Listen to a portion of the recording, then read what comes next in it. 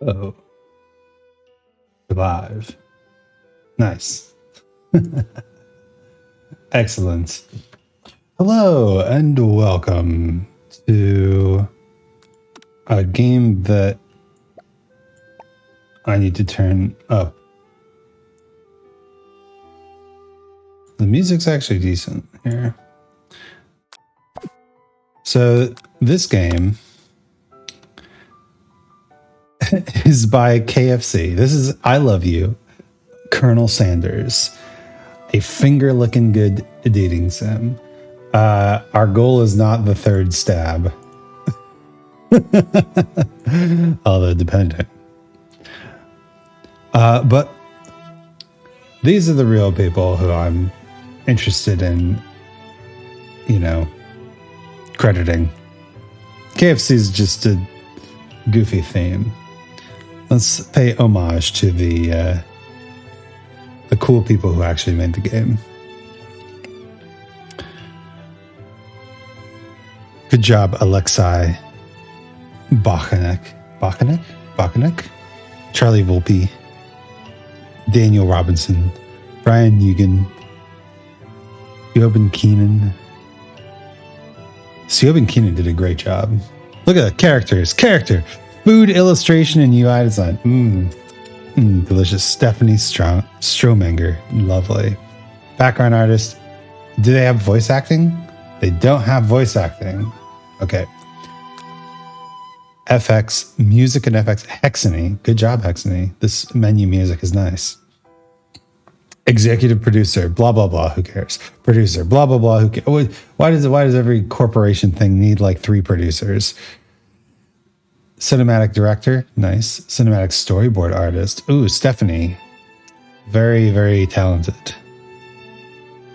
Let's see, cinematic animation, Shoda Pop. Oh, actually, yeah, we should watch the cinematic animation. So I'm gonna exit the game. Yes, and we're gonna pop back into it, just so you can see this ridiculousness. There we go.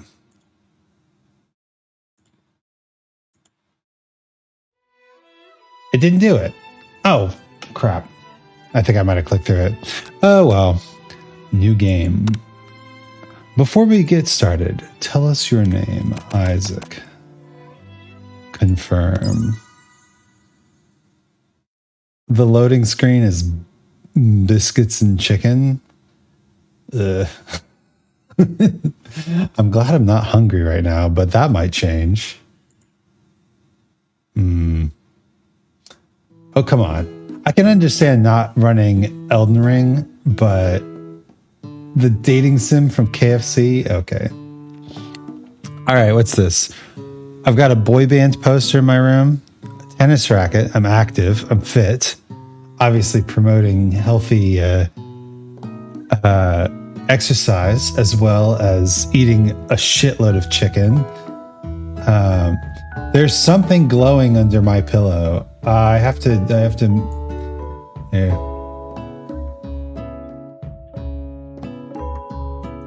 There we go. Let's keep it there for the dating sim so you can read along. There's something glowing under my pillow, and also there are suspicious objects under the bed. I have a Japanese-style air conditioner and a poster with, I believe that's the character for bird on it, or chicken specifically. And I've got a KFC-style jewelry box with some pearls. And hearts in the window. Obviously, I am female-coded. What is this? The menu. Okay. And then the skip button. Lovely. So this is going to be me testing out my new filter effects. So we'll have a narrator voice too. You sleep softly as the morning sun casts a warm glow through the window of your modest student apartment. This is a modest student apartment? Okay. The world is peaceful and serene. You could stay in this moment forever. Or you could wake up now. Your first day of culinary school is in no time to sleep in. Can we just lose right here? We might be able to just lose right here. No, we'll get up. Lying in bed, you stare at the ceiling, thinking about everything that awaits you at the prestigious University of Cooking School, Academy for Learning. UCSAL? Isn't that kind of like University of South California, right? Southern California, maybe? I don't know. Your mind begins to wander. Who will be there? What will you cook? What will you wear? Time begins to fly by, and you find your imagination getting away from you. It's day one. We can think about the future later. I'd better make sure I arrive prepared for the first day. I'm glad I have a voice in this. You bust through your morning checklist. Teeth brushed, hair combed, pits deodorized. Nothing can stop you now. You confidently grab a biscuit, strut out the door, and head off to class.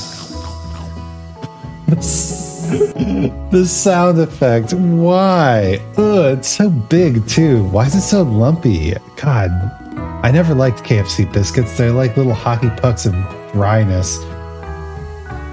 You're going to find out that I'm not a big fan of KFC. There's a lot of better chicken places out there. Just what you needed to get your blood flowing from fear. Standing in the quad, you gaze upon the magnificent University of Cooking School, Academy for Learning. Here comes your lifelong best friend forever, Miriam. She's the most adorably awkward person you've ever met, and you absolutely love her for it.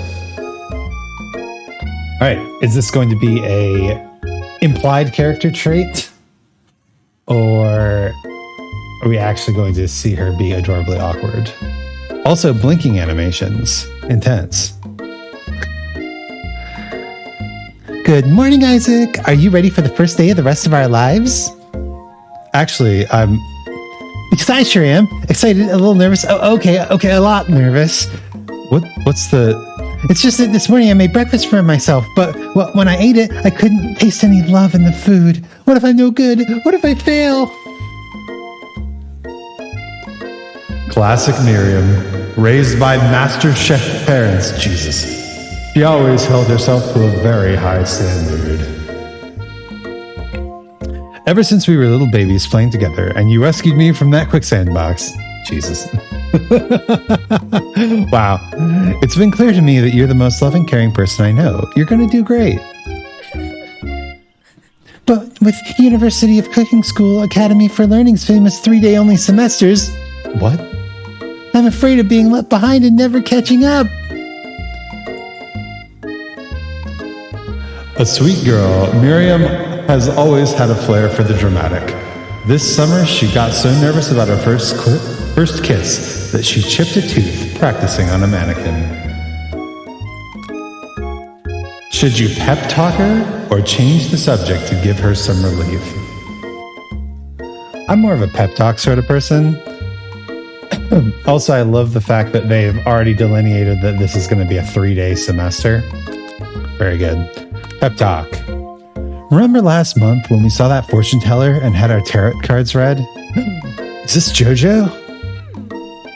The lady with the mask who gave me nightmares? I've been trying to forget. I know she looked spooky, but she was so sweet. And she told you that you were destined for great things. Remember that card with the fancy-looking tower? Oh no. Oh no. And that other card featuring the handsome fellow in the red suit? Oh no. Oh no. The tower and the devil are not good cards generally. I've been waiting so long to meet a handsome fellow I could call my own. and I'm sure you will soon.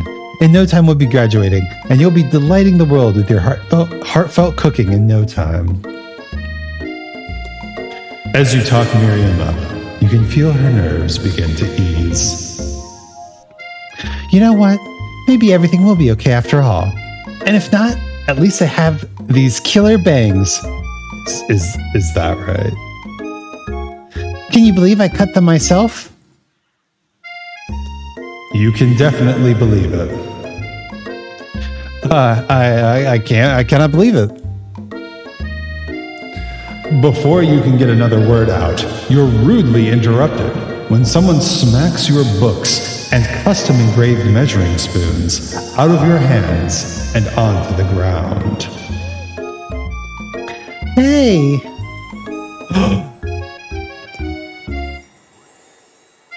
Cinderace. We're not going for the Cinderace, but she even has the fang, so gotta be Cinderace. It's Ashley, your arch rival. She's totally evil, but you can't help but be filled with jealousy. She can get anything she wants, and she knows it. Hello, Ashley. All right, we're going to use a new filter for Ashley. See how this sounds. Oh, wait.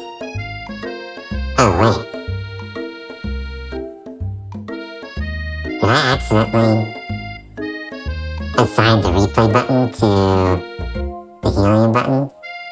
Oh well, guess we'll find out later. How's this sound? Oh, I didn't see their chicken shins. Chicken shins, huh? I'm gonna go to settings real quick and just change my replay hotkey. Yes, I absolutely did set these as the same thing. Yep. Okay, we're going to change the replay key.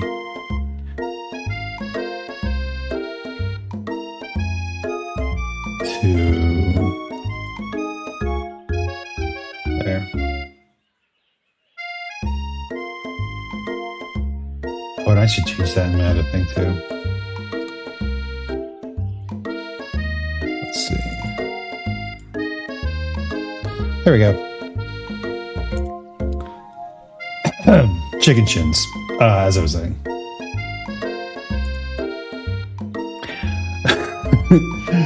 You leave ILYCS shins alone. They're perfectly normal shins. Ugh, you can't stand Ashley. Even her name is annoying. You know for a fact that it's actually Ashley, but she had to add the extra letters to make herself feel better than everyone. If anyone here knows what perfect shins look like, it's us. We're not going to let you or your really weird insults get to us. Across the quad, you see Ashley's best friend, Van the Man. No. Van the Man has stopped to look at his own reflection in the mirror. His pants are so tight you can see him casually working out his glutes while he styles his hair. No lie, they're rockin' glutes.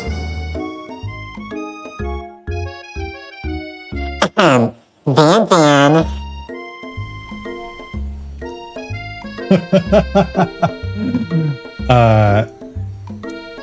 You rang? You've never been quite sure what their arrangement is, but as long as you've known them, Ashley and Van have been just as close as you and Miriam, but substantially more devious. Let's just take a moment to admire Van's JoJo outfit. He has the star hair. He's got the headband for no reason. He's got the shirt that is just barely a cooking uniform. Huge jacket. Gigantic belt. JoJo pose. The eyelashes as well is the JoJo, ultimate JoJo pose. Why are they're both cringing at him. Okay.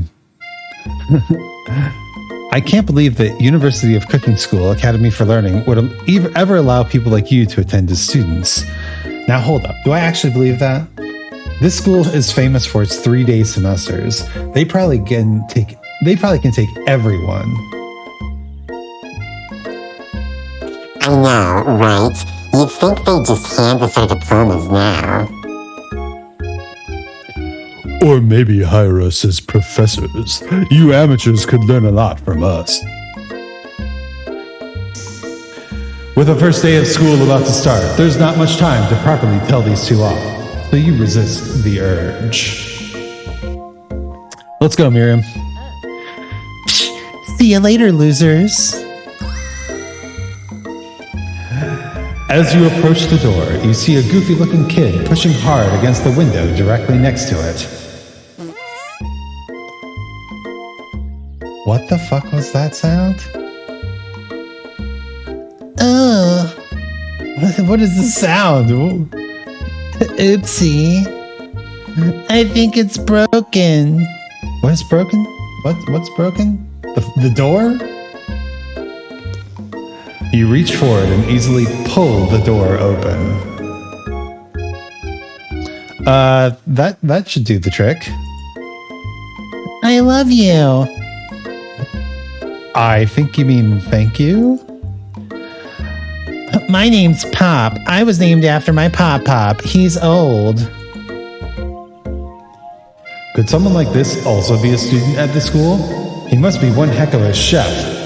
Also, his name tag clearly says Bob, but I guess he's reading it upside down? Hi, Pop. I'm Isaac. So, are you going to make me hold this door all day? Nope. Okay. And with that, the young man walks into the building ahead of you.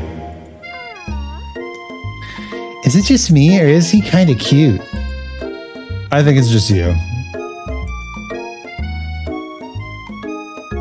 You both shrug your shoulders before following him into the building. Okay, let's observe this classroom background. Clearly, the Pythagorean theorem, what are those called? Oh, the opposite of, oh no, my math brain. It's,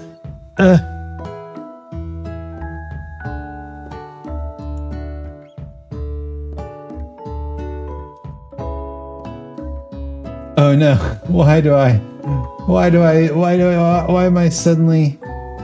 am I suddenly so bad at math? It's been so long. Parametric and algebraic, plane algebraic curve, the dimensions, what are these called? Exponential curve, exponential functions. And then what's the opposite of the exponential function? Taylor series? Derivatives. Oh my God. High school so long ago. Okay, yeah, so we've got some exponents and derivatives over here. The value of pi for no flippin' reason whatsoever. A bucket of chicken, also for no reason. This guy, who's probably like, I don't know, some KFC CEO, gets to jerk off with his face in the game. Anyway. You stand at the edge of the room, unsure where to sit. Other students wander in and keep themselves busy chit-chatting. A scruffy-looking pooch takes his place at a podium in front of the class. Adorable. His face is a little bit too human, don't you think? His name's Sprinkles. Now, quiet down, everyone. Who is this unreasonably cute pup, and why is he in our culinary class? You must be Sprinkles, head instructor and CEO of UCSAL. Please call me Professor Dog. I may be cute and little and fluffy, but I still demand respect. What? A cute dog is our professor? This is the best school ever. I guess only a dog's nose is capable of picking up on all the nuances of fine dining. Is that an actual in-universe justification for having a corgi as a teacher? Yeah, all right. I can get behind that. Out of nowhere, wind begins to rush around you as a swirl of cherry blossom petals fill the air inside the classroom. Welcome, Anime May. Yeah, I don't know anything about this game right now, but I have all these vocal effects, so we're going to try them out. Pop. I'm chilly. Someone close the window.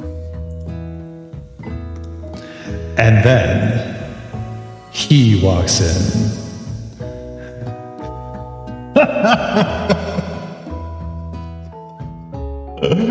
You're immediately swept up in the aura of this new student and his remarkable goatee. Who knew anyone could be so handsome? Time stands still. It's him. It's... If it isn't my favorite student, Harland. Colonel Sanders interrupts Professor Dog, before he can finish his sentence. All right. He's obviously the god of this universe, so he gets the biggest vocal effect. Please, call me Colonel.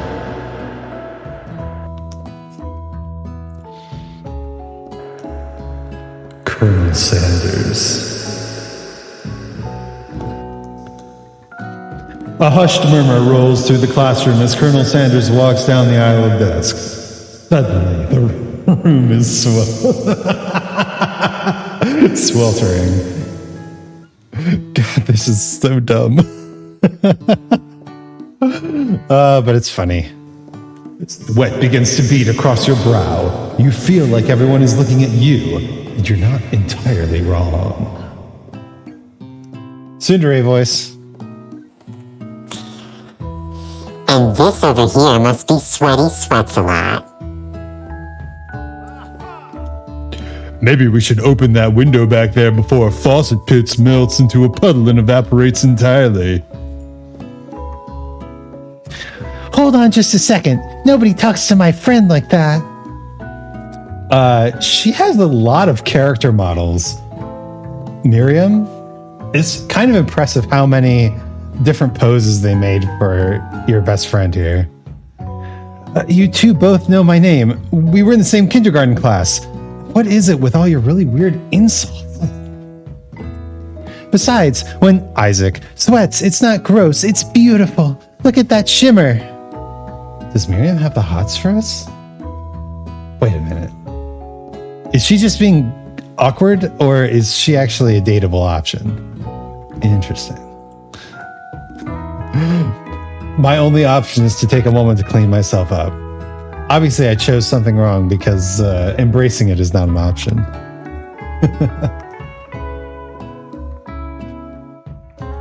The way you said Isaac, look, they made me insert the name.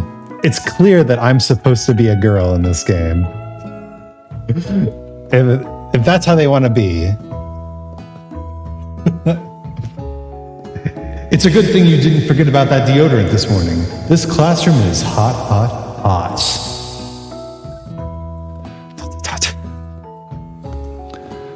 Professor Dog steps in to settle the class down and set some ground rules. Welcome to University of Cooking School, Academy for Learning, the greatest culinary academy in the world. The birthplace of culinary legends past, present, and future. Many challenges await you. There will be tears. There will be blood. There might even be really adorable tiny food. And when all is said and done, there will be a battle. You will lift your sporks and compete in the broom cooking arena. Just then, another student enters the classroom and interrupts the professor's rousing speech. Hi guys, sorry I'm late. I hope everyone had a good summer. I'll really miss... Quiet! Late to class is bad enough, but interrupting my monologue? You're the fast track out of here, young man. You sure you're even in the right place? Don't you recognize me? This is my third year in school with you as my teacher. Everyone stares at him blankly. Does no one remember me? You're expelled if you utter one more word before I finish. Let that be a lesson to you students that tardiness is unacceptable. Even Clank made it here on time, rolling halfway across town on his tiny wheels. You turn to see the student Sprinkles is referencing, who appears to be some sort of industrial kitchen appliance.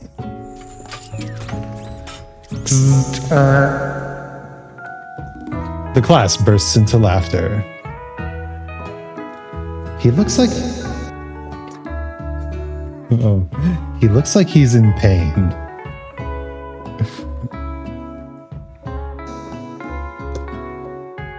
Oh, Clank, you rascal. Sprinkles walks in the classroom as everyone stands in silent obedience. When he gets to you, he lifts his nose in the air and takes a deep sniff. Your diet is lacking. Based on what I'm picking up here, you definitely need a multivitamin. You should be taking better care of yourself. Did you do it? Is that a clip? Is that a link?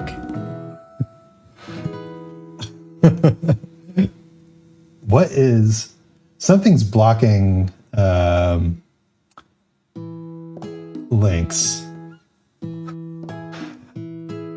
A clip? Oh, okay. It should allow clips. I wonder what's blocking it. I wonder if it's the Twitch moderation itself. I'm gonna make a note to look into that. Link blocked? Alright. I will watch the clip after the stream. Also, let me just put this out there. The Colonel Sanders dating sim is telling you that your diet is lacking and all you've eaten today is a KFC biscuit. They're telling you that you need a multivitamin. Their food's not healthy.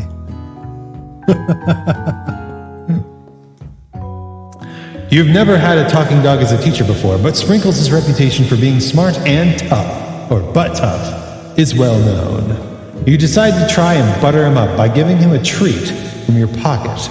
But what kind? Is Sprinkles a romanceable option? Does he prefer the beef treat, the rubber ball, or the chicken snack?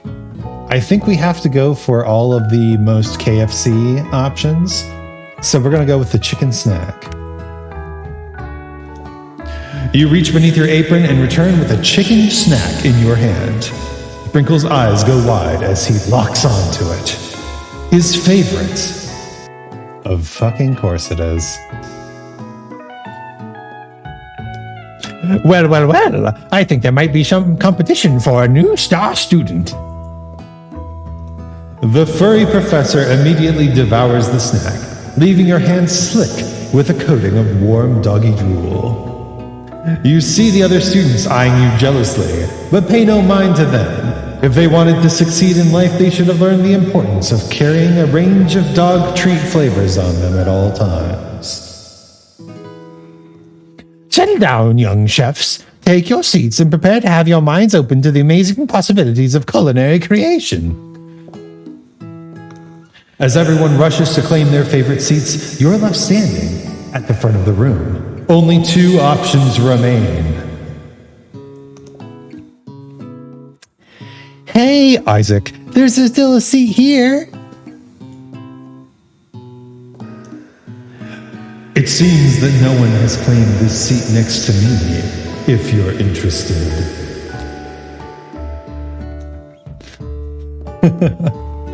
Two good options, but which will you choose? All right. This is like the first big choice, isn't it? We've got to decide. Do we give up on Colonel Sanders after giving a chicken treat to the dog? Or do we go with the best friend? Honestly, I like the best friend more. Colonel, I don't like the characters who just get imprinted with mystique. Bessie or Bae? Look, gotta go with Bessie. Gotta go with Bessie. And that's true in life. Don't even think about sitting next to your crush. Sit next to your best friend and strategically plan your seduction of your crush. You move to take your seat by Miriam. I'm so glad to have you near me to support me through this class. Of course. You're my best friend. Who else would I sit by? Colonel Sanders? He has such a magnetic personality, and there's a seat open right next to him. If you had sat there, you might have gotten to know him a little better. I'd never sacrifice our friendship. Besides, I'm sure I'll get a chance to talk to him later in the semester. I've got 3 whole days. That's like a lifetime. So you say, but now that Miriam mentions it, that Colonel Sanders is just so darn dreamy. The music lined up really well there. I'm happy about that. As soon as you're settled into your seat, the professor makes an announcement. Think fast. It's time for a pop quiz.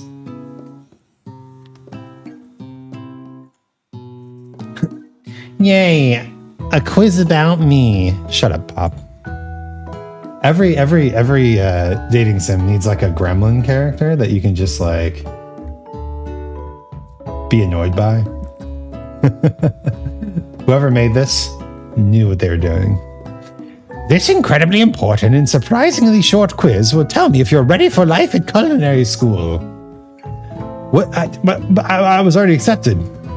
Keep your knives sharp and your focus sharper. Here comes question number 1.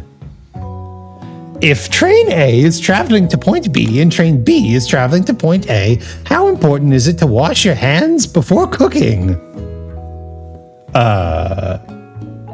It's important. Looking at you, Pop. That's right. Forest is to tree as chicken is to... Feather? That's right. What's the most efficient eating utensil ever created? It's the spork, right? I know these jokes. What food is best for a broken heart?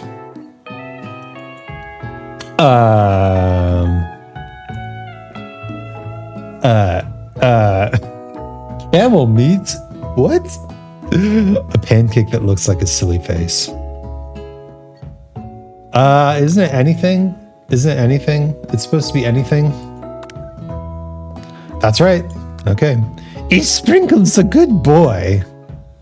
We're just gonna suck up to the teacher now. That's right. Total scores, perfect score. I've read this game perfectly. Wow. Be honest. Did you cheat? I didn't actually. You look up to see that Colonel Sanders has been watching you tally your score. He's impressed. I know we just met, but I have to confess. I think you have a beautiful brain. Creepy. Hot diggity, Isaac. You just scored some major Colonel Sanders points with that performance. May I have your attention, students? I have an important announcement to make. Time for lunch. I guess that would be important in a culinary school, huh? Wow. The cafeteria is as nice as any restaurant you've ever eaten at. It makes sense that a school dedicated to cooking would also be serious about eating. Let's see. The Stewart Cafeteria, established 2015. That's probably their current CEO and when he became the CEO, right? Right. Everything's just a reference to CEOs in these corporate games. A delicious fragrance wafts through the room and tickles the end of your nose. Your mouth waters. Do you smell that? That must be our lunch. It smells crazy good. Everyone, can I have your attention? Is it about lunch? No, I just wanted to apologize for my tardiness. You see, I was... Howdy, folks. I'd like to make an announcement. Hey, I was... It's about lunch. Everyone cheers. But I... Shh. Lunch, lunch, lunch. She said shh. In honor of the new semester, I prepared something special to share with everyone for lunch. That must be the smell I smelled. Indeed, that smell. This is so dumb. You hold your breath, waiting to see what food this mysterious student has created. You've heard that he's very talented, but were the rumors true? Is this... God damn it. Colonel Sanders lifts a large bucket above his head. Its contents glimmer in the light. Piled high are huge pieces of chicken, breaded and fried to a crispy, golden finish. The aroma envelops you, and you begin to feel warm and safe. What the actual fuck? Colonel Sanders has filled a bucket with chicken? What a novel concept. Your stomach begins to grumble, as if to say, stop thinking and start eating. This is a ridiculous game. For years, I've been developing a secret recipe for the perfect fried chicken. By my calculation, nothing less than 11 herbs and spices are required to achieve the perfect balance of flavors. You look around and notice that every other student has a pen and paper and is scribbling notes as fast as they can. But that's all I'll say about that. What, you think you're stupid? We want your stupid secret recipe, dude? Sure. Nah, my dude, nah. I'm just, drafting a last will and testament in case, one of those ingredients is, poison. Got him. He's a JoJo character. He looks around nervously to see if anyone else is laughing at his sick burn. He looks a little sick, doesn't he?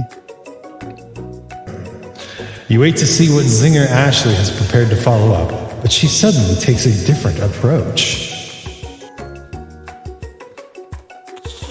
Yeah, and I was just like writing in my diary. Dear diary, today I smelled something beautiful. I knew at that moment that only the hands of a true gentleman could fry chicken so tender. You see her body language change from bitter and evil to sweet and innocent as she slides closer to Colonel Sanders. She realizes that he is destined for greatness and fame with cooking skills like this. She wants him all to herself. Yes, I too judge people's culinary futures on their fried chicken. Oh, please.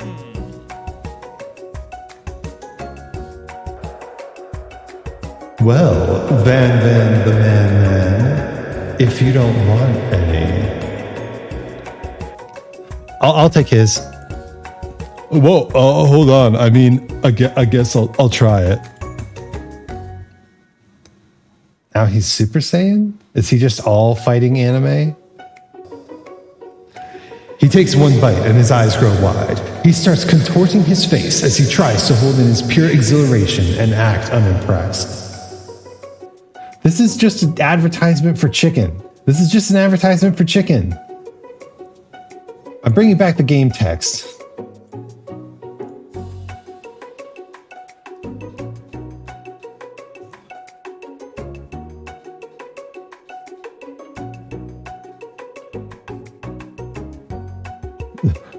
There we go. Just a reminder that this is just an advertisement for chicken. Okay? All right? We're all on the same page? Very good. Easy now. There is enough for everyone. Please, my fellow classmates, dig in.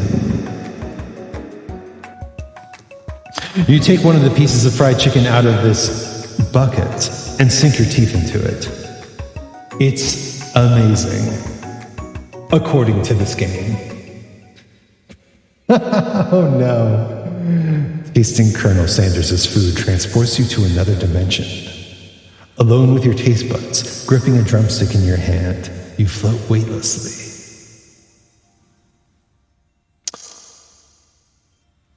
I think swim towards the light is death, right? Let's meditate.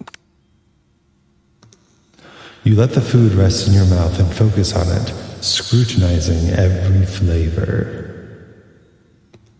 Salt? Maybe. God, hopefully. Pepper? Too obvious? Oregano? Basil? Maybe. But there's something else. Something dark, something spicy. You dig deeper, deeper, deeper. Yes, even deeper still, until you find it. Could it be? He really did it. How bold. How adventurous. To use... You tried to go even deeper into the sea of flavors, but this revelation alone is more than you can handle. You snap out of it and realize that this information was meant to remain a secret, and yet, now you know. A mantle of responsibility now rests upon your shoulders. As you look around, you realize that everyone in the room is consumed by the lunch. No one noticed that you've traveled through space and time. After tasting his food, you try to get some one-on-one time with Colonel Sanders. I am compelled to approach Colonel Sanders.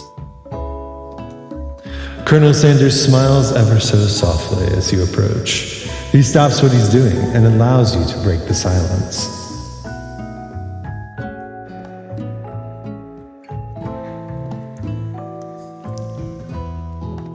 Oh, sorry, that's me. I almost talked with the reverb on. Colonel, I wondered if I could talk to you for a second? Anything for a fellow chef.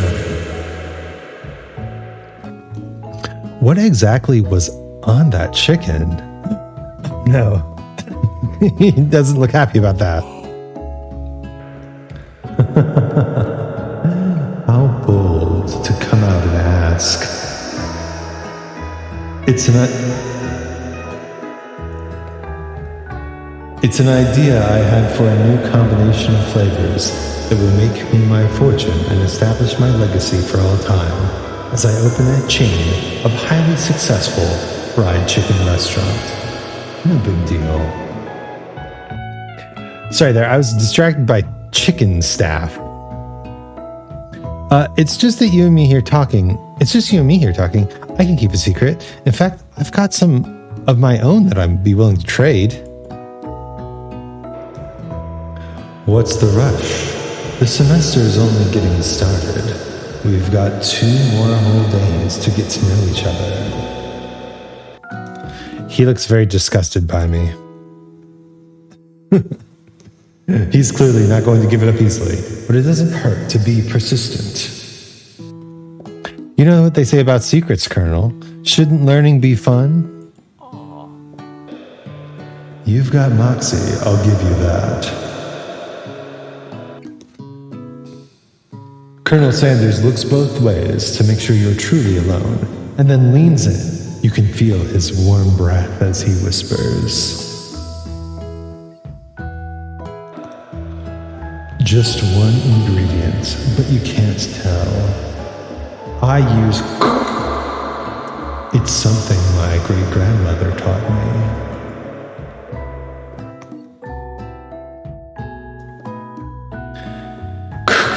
Wow, you never would have guessed that. In fact, you're not even sure where you'd get some if you searched.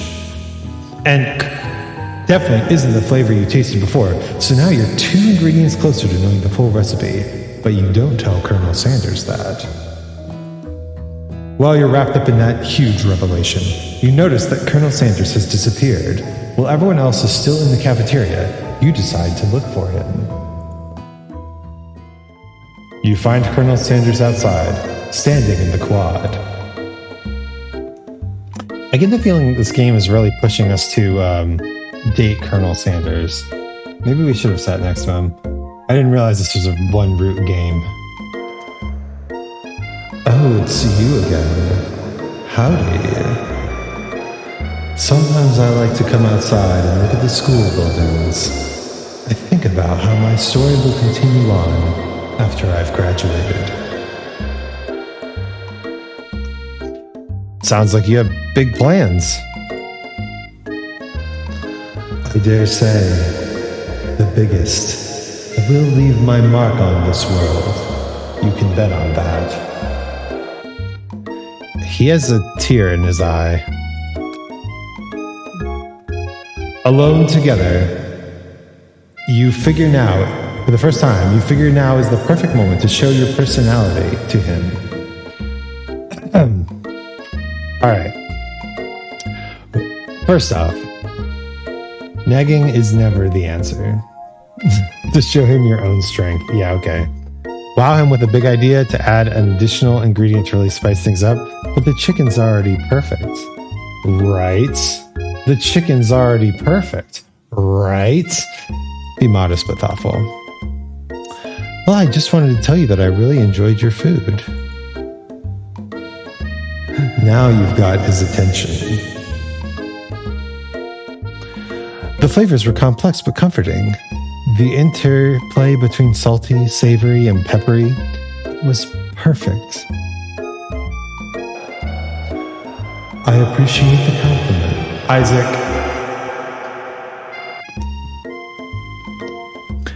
I'm sure you'll be a big success.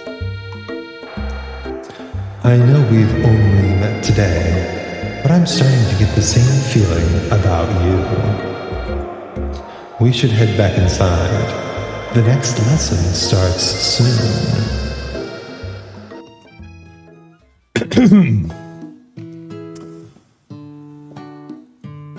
Little drink of water.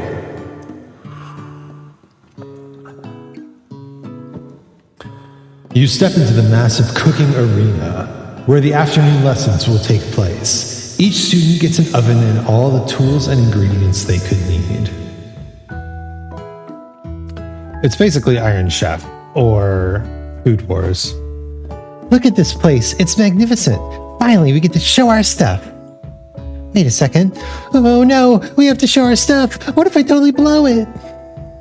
You're not going to blow anything, except maybe kisses to the crowds of fans you're going to earn with your signature adorable tiny food creations. Tiny food. Welcome, students, to the cooking arena. For today's lesson, we'll be cooking with partners. Hurry up and pair off. Naturally, Miriam looks over at you, but unable to control yourself, you pounce on Colonel Sanders. Oh God. That means Miriam is going to end up with Pop. Crap. She doesn't deserve that. Justice for Miriam. Hey, Colonel, would you like to tackle this lesson as a team? A team of 2, that is. Me and you, if that wasn't clear. Well, the dialogue writing is good. Want to be my partner? Just to hammer in the point. Sure, Isaac. I'll prepare our station.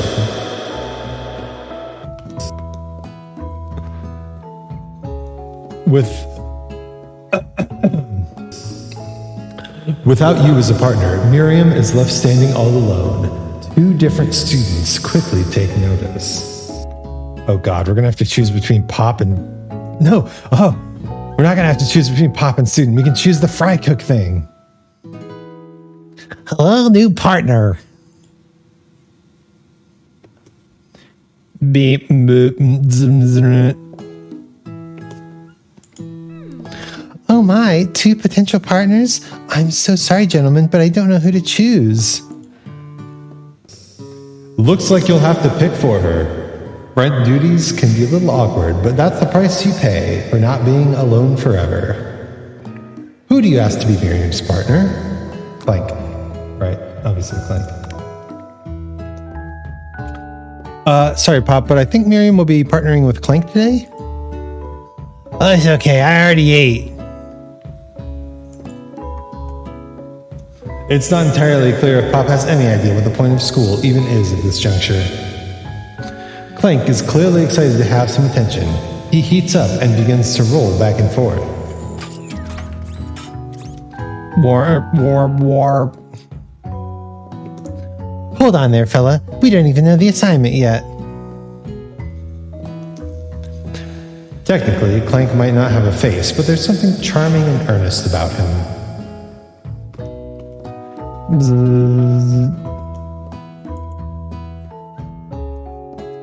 Tissue? I hardly know you. Clank judders and a panel shakes loose. You get the impression that this is a sign of affection. Yeah, hooking our friend up with the robot boyfriend. Looks like you two will be just fine. Now it's time to focus on your own cooking classwork.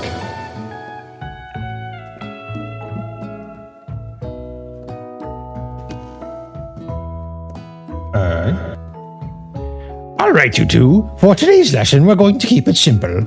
Pick a basic dish and divide up the steps. No chef is an island. It takes 2 flints to make a fire. You get the idea. Which dish do you suggest to your partner, Colonel Sanders? What do we think? Steak tartare.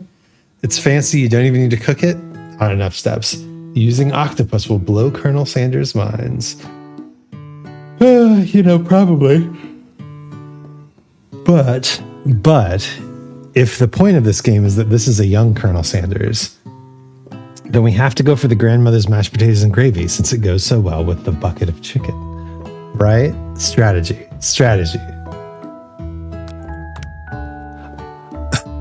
The heart's amazing. I've always been something of a down-home chef, thinking we could make something warm, inviting, comforting. Maybe mashed potatoes. And gravy? I couldn't imagine one without the other. Cute. That's a good line, actually. Colonel Sanders casts a coy look at you, causing your whole face to go beet red. Embarrassed, you quickly turn away. I'll go get the potatoes. No, please. Let me. Picking perfect produce is a passion of mine. Here comes the rival, every time. Looks like things are getting pretty fresh around here. Does someone have a crush on Colonel Sanders? We're just cooking partners. Mind your own business. Sanders' heart is my business, and you better keep your fingers off of my man. Why did the music change? Did someone call for me? No, geez, Fan. I'm over here crushing Isaac's dreams. You're supposed to be taking care of our classwork. That was the deal, remember? What is happening with this music? It's getting really intense. I get the feeling we're about to go into a cooking challenge. Colonel Sanders returns, arms full of peeled potatoes. He tosses them into the boiling water and turns his attention to you and your old friends. Oh, howdy there, Ashley. Then. Are we working in a quartet instead of a duet now? Actually, no. It looked like Isaac was struggling, so we offered to give them a hand. You know how it is. These young amateur chefs need a lot of mentoring. I was going to say, Colonel Sanders, maybe I could also teach you a thing or two about fancy food. Maybe one day you might be able to get up to my level. Huh, doubt it. Don't be rude, Bam Bam. Personally, I have no doubts whatsoever that Colonel Sanders' ability to concoct creations worthy of admiration. After all, your fried chicken was quite spectacular. Well, Colonel, if you ask me, I might make a better partner for you than this thing that has positioned itself at your station. Don't you feel deep down that we cast complementary shadows? We fit together like a thigh and a drumstick. It just makes sense. She do got the thighs. Nothing about this makes any sense, but one thing is clear. She's coming for Colonel if you don't watch out. Ashley's really going at you hard. You need to ask for some backup here before things get ugly. Just gonna turn down the music volume.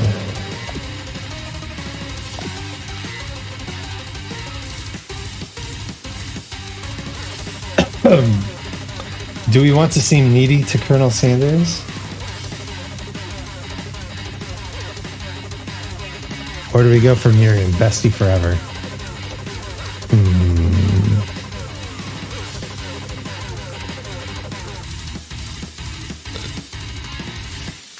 I feel like bringing in Miriam is kind of just calling in backup when you don't need it, right? It'd be better if Sanders was the one to shut down Ashley, because he's the one that Ashley is interested in courting.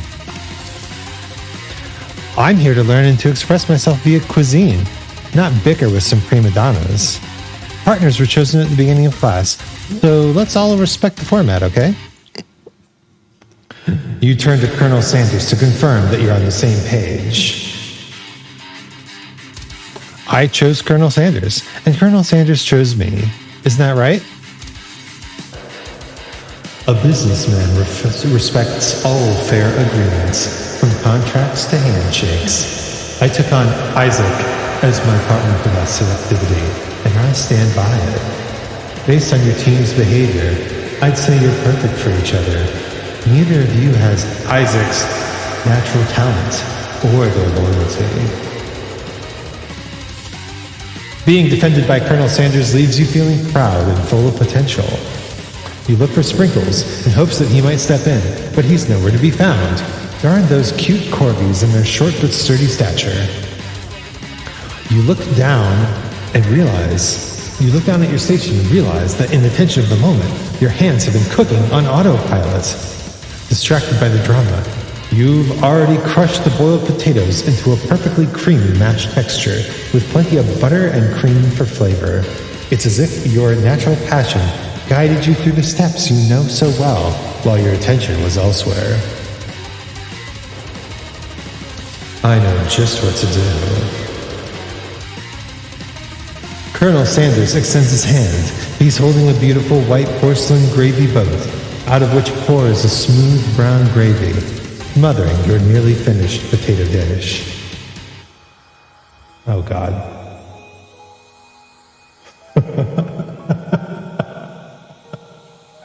Food design. Gravy flows down the mound of mashed potatoes. The results look spectacular. Granny would be very proud. Colonel Sanders holds out a spork to you. You reach out and grab hold of it, but he doesn't immediately let go.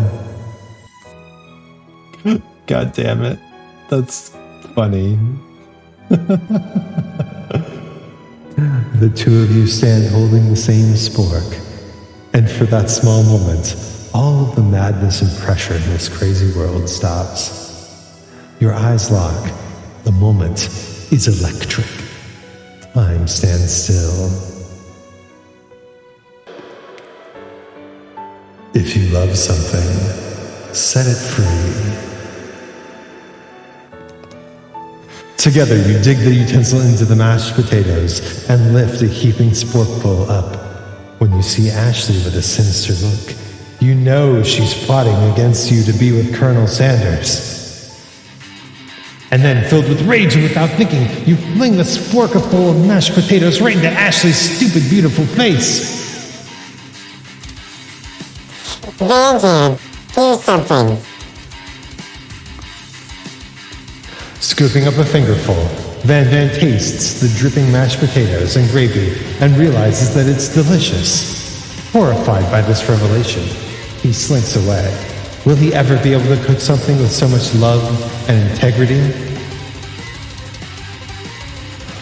Hold on right there, Isaac. We do not waste food in the broom cooking arena. Colonel Sanders, I expected better from you. If you throw one more spoonful, you'd both better be prepared to eat it from wherever it lands. Can I have potato space? Van rushes back over, a covered dish in his hand. Huh, so this is what we could have made with the octopus, huh? Mashed potatoes with gravy? Pathetic. In just a few moments, I prepared a full meal, gazed upon my specialty, braised tentacle of octopus in my silky saltwater sauce, plated on a battle axe blade, forged by my supreme chef ancestors. You've ignored me for too long. That ends now. It is I who will have the first bite, and you all will look on with envy. The interrupting student rushes at Van and swipes a bite of his signature dish right off the plate. No, don't! Something about this dish doesn't strike my nose quite right. I think the octopus was rushed and may have turned in the process. The results could be toxic. Too late. It has been eaten. I think I left something in the oven. I don't feel so good. Oh. Oh, God. It killed him. All right. Everyone step back. Don't take another bite. When you look back at the plate, the rest of it is gone. You notice the tip of the tentacle being slurped up in Pop's mouth. Pop winces in pain for just a moment, then is almost immediately back to his oblivious self. Oopsie. Of course, he's immune to poison. Tastes like poison. The entire class has gathered to watch Pop's final moments. Shock has frozen the whole crowd. They are motionless as statues. The class bell rings, disrupting the moment and snapping everyone back to reality. It would appear that Pop's enthusiasm for trying new things, despite obvious danger, has inoculated him against poisons of all kinds. I'm not sure the professors here make enough money. Indeed. Hello? I just turned into a ghost over here. Wait. He can get the big reverb too. Hello? I just turned into a ghost over here. Seeing that you're shaken up by that really annoying student and all of his nonsense, Colonel Sanders approaches you. I'm sorry you had to go through all of that. Please, let me walk you home. What? Like for real? Oh, come on. Poor student. You follow Colonel Sanders out of the room. At night, the school building has taken on another vibe entirely. It's dark and more than a little bit spooky. Colonel Sanders stands in the quad's neon glow and speaks softly. Those mashed potatoes you made in class today. Before you go on, I want you to know, they're not a great representation of my skills. I didn't even realize I was making them. They were amazing. Tasting them, it reminded me why I became so passionate about food to begin with. Colonel Sanders is getting choked up. Cooking is obviously important to him in a way that you find inspiring. Now might be the perfect time to tell him you're developing feelings for him. Colonel Sanders? Yes, Isaac? There's something I need to tell you. Hold it right there. There's something I need to tell you first. Oh, jeez. You see, when I was just a boy, I had a dream that one day that I would be the greatest chef the world has ever seen. And every day since, I've been working towards that dream, day and night, never stopping, never resting, also lifting a lot of weights, like so many weights. We should follow our dreams with all our hearts, that our souls may grant them like wishes floating on a shooting star. No, shut up. I'm the one here to say inspirational stuff and be the star of the story. Are we forgetting that your cooking literally killed a guy? You can't prove that. I also saw you kill that guy. What was his name? Somewhere in the distance, you hear a long, sad sigh. Forget him. We're talking about me. Me. I'm the hero.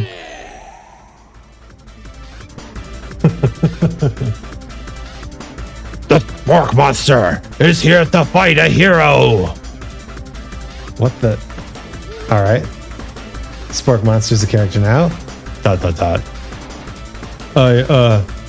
I think I left the fridge door open. Later, nerds. How dare you threaten me, just as I was letting my guard down, connecting with another chef on an emotional level. Be afraid, be very afraid of me, because I'm a monster, see? Is he rhyming on purpose, or is that just a coincidence? But before you can discuss syntax any further, it's a turn-based fight sequence. What will you do? All right. If Pokemon taught me anything, attacking is the answer. You decide to go on the attack. Which attack will you use? The only one you know. Cook with Love does 1 damage. It just got real. That attack really upset Spork Monster. Spork Monster goes on the attack. They spit hot gravy at you. Is this thing gravy and mashed potatoes and sporks, aka the thing that we just created in the kitchen? You take 1 damage.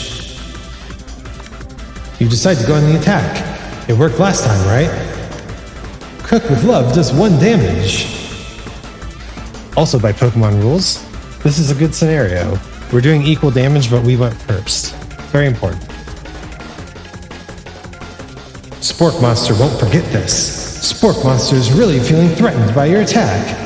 Spork Monster focuses their mashed mind and draws in energy from Mother Earth itself. They grow larger and more intimidating. How will you respond? Don't waste your time on status moves. You decide to go on the attack. Which attack will you use? Yep. Cook with Love does 1 damage. At this rate, the semester will probably be over before this fight is. Spork Monster is no quitter. Buffed up and ready to rumble, they go on the attack once again. Spork Monster uses Utilitensile. You take 2 damage from the attack. If you take much more damage, you're not going to survive the battle. Yes, the buffing worked. Do we defend?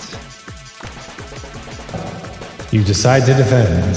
Which defense will you use? Trepidation. You curl into a ball. I'm not cut out for this. Feeling vulnerable, Spork Monster prepares for its ultimate attack, Rounded Edge. Vile villain, your reign of terror stops here.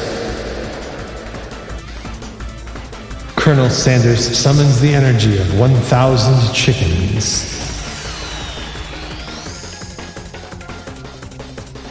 Oh my god. I'm not happy about this. Pot pie power pinch. It would have been better if it was punch, honestly. Pot pie power pinch does 10 damage. Pork monsters defeated. You saved me. An injured spork monster spews steam into the night.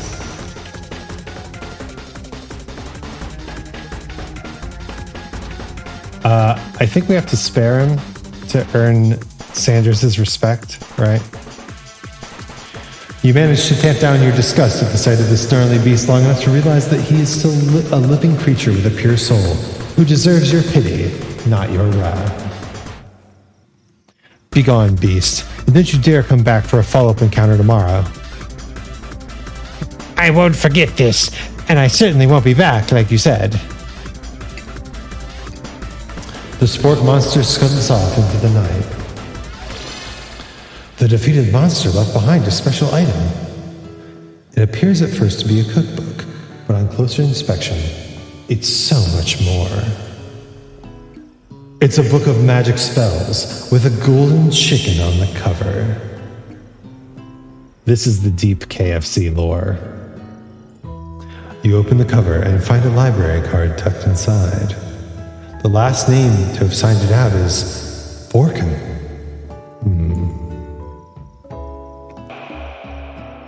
Borko. That name sounds strangely familiar. Your blood is pumping as you stand in the quiet of the night, holding the mysterious book in your hands. As you come down from your battle buzz, you realize that your final attack has left you completely depleted. The world around you begins to fade away. Without energy to keep your eyes open, darkness overtakes you. Oh no, they did it. The Mad Lads. It's a home visit arc. The image of Colonel Sanders flashes before your eyes as you fall asleep. He must have helped you get home. In your tired state, you don't know if you could have made it without him. What a guy. You want to thank him, but you don't have the strength to utter a single word. You feel your covers being pulled up over you as you are tucked in tightly. Good night, my Colonel. This is terrible. In your dream, you're together with Colonel Sanders. For some reason, Sprinkles is also there, instructing your love. Dreams are weird. All the characters on Chicken. You wake on day 2 and attempt to process the wild visions you had. Were they memories or premonitions? Premonitions of your friends flying by on Chicken. You lie in bed and stare at the ceiling, thinking about the secret you discovered while tasting Colonel Sanders' cooking yesterday. You can't believe he really used. And then there was that secret ingredient that Colonel Sanders went ahead and told you outright. Not much of a secret, huh? It's probably just because he already trusts you so much. Sure, that makes sense. We'll go with that. You meet up with your bestie in front of the school. Before you can tell her about the encounter with the spork monster, she launches into a story of her own. Okay, I know this might sound a little strange, but I think I might be, I think I might like Clank. I knew it. I knew it. Sunikal. Welcome. Thank you for the follow. You're right in time for Miriam's confession. Like him? Like? I know, it sounds like it's moving too fast, but there's something about him. I like him. Like him. We got to talking after class, and he's actually a totally sweet guy. Not only that, but he's really smart. He told me all kinds of stories about Colonel Sanders. that makes you smart in this universe. Did you know that Colonel Sanders was the most popular kid in his high school? No, but that does make complete sense. Of course it does. Yeah, but he was so popular that he was voted prom king at a school he didn't even go to, and he was also the convertible that he himself rode in at the front of the homecoming parade. I'm thinking maybe something got lost in pressure cooker language translation here. Either way, maybe it'd be best if you took it slow with this new boy, like I am with Colonel Sanders. You and Colonel Sanders, the coolest guy in school, the most famous student to ever attend the University of Cooking School Academy for Learning, you're a thing now? Well, we definitely connected yesterday. Sure you did. Oh, wait, that's not how she would say that. Sure you did. You're great. Why wouldn't he be into you, I guess? Laughing at the implication that you and Colonel Sanders might be a thing is definitely not cool. You are great. You have an idea about how to prove that your love is real. Well, if he's not into me, why did he tell me one of his secret ingredients? However, you don't tell her that you know a second ingredient too, which you discovered on your own. Your bestie's eyes light up. A secret ingredient? Yeah, I just said that. A secret ingredient. Is there a dramatic echo in here? There is a dramatic echo in here. Miriam checks to make sure you're alone before continuing. Dot dot dot. Dot dot dot dot dot dot dot dot. So this summer, while I was on vacation with my family, a lovely man approached me in the botanical garden where I was wandering. This can't be good. He told me all about his passion for spices, secret spices. This man even gave me some to show what he meant. He said that it was a powder created from a super duper rare dry flower petals, and if I did him a big favor, I could have some of my own. Please, Miriam, don't tell me. So I filled my suitcase with them and brought some home. He was so nice, he even met me at the gate when I arrived. Later, when I cooked with them, a very strange feeling came over me, and the flavor was unlike anything I'd ever tasted. I think you're being very liberal with the meaning of spices here. Miriam took drugs. Miriam had a trip. Whatever. Anyhow, we both share an interest in cooking, so we've stayed in touch, like pen pals. I bet he would love to know more about our new spices. Well, I'm definitely not supposed to share Colonel Sanders' secret recipe. And besides, I only know the one ingredient, so I doubt it'd be much use to anyone. Alright. We're gonna have to make a choice here. It's obvious. Please, please, please. It would mean the world to me. No one has to know it came from you or from Colonel Sanders. What do you think? Should you protect Colonel Sanders' secret or share it with your bestie? Sorry, bestie, but the sanctity of a secret is too important.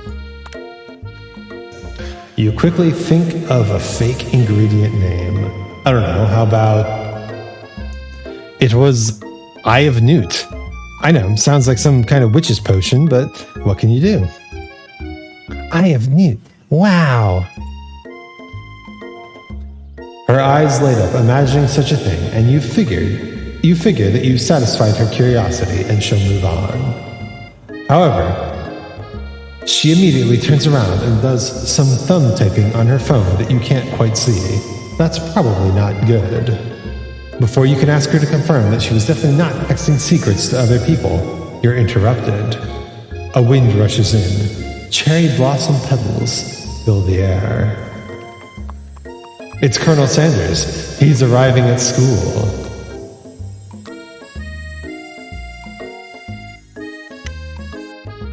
Okay.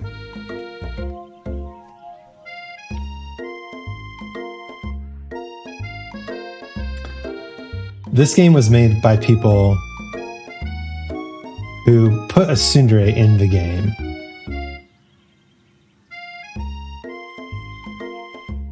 But I don't think we should be too clingy, right? The first option is definitely kind of the tsundere option of standing back, but I think running to him is kind of clingy, isn't it? Okay, let's stand back and admire. Colonel Sanders' horse is truly a thing of beauty. Without ever acknowledging that he's being watched, he does a short horse dance before dismounting with a flourish. He then slaps the beautiful creature gently on its rear, sending it running free into the countryside. You are so struck by the sight of him that you lose the ability to speak coherently. Oh, I didn't realize anyone was watching. Don't worry, he knows his way home. You attempt to compliment Colonel Sanders, but the words don't come out exactly right. What a horseful beaut you have. What a horseful beaut you have. Dang it, that's what I just said. Being a good friend, Miriam attempts to cover for you. Oh, Isaac just gets really nervous around people they like. Ah, I'm a they-them girl / boy. All right, fair enough. What? This is not helping. They got food poisoning and they were up all night. It was gruesome. You should have seen it. She gives you a wink and a smile, as if to say, situation handled. Can't blame a girl for trying. And with that, Colonel Sanders disappears into the school, leaving you and Miriam to follow.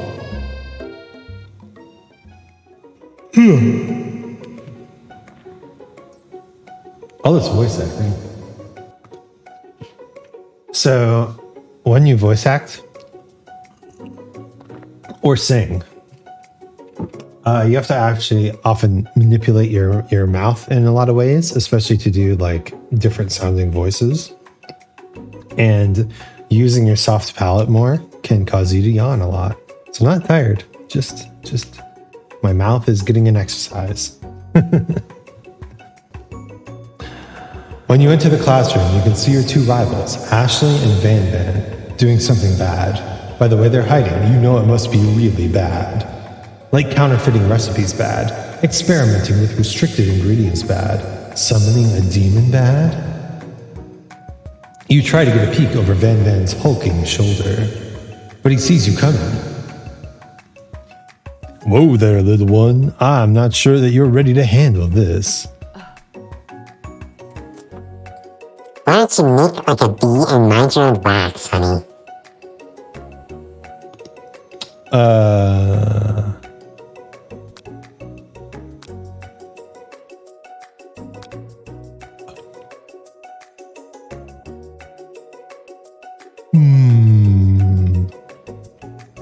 Do we act like the tsundere with the tsundere? Probably.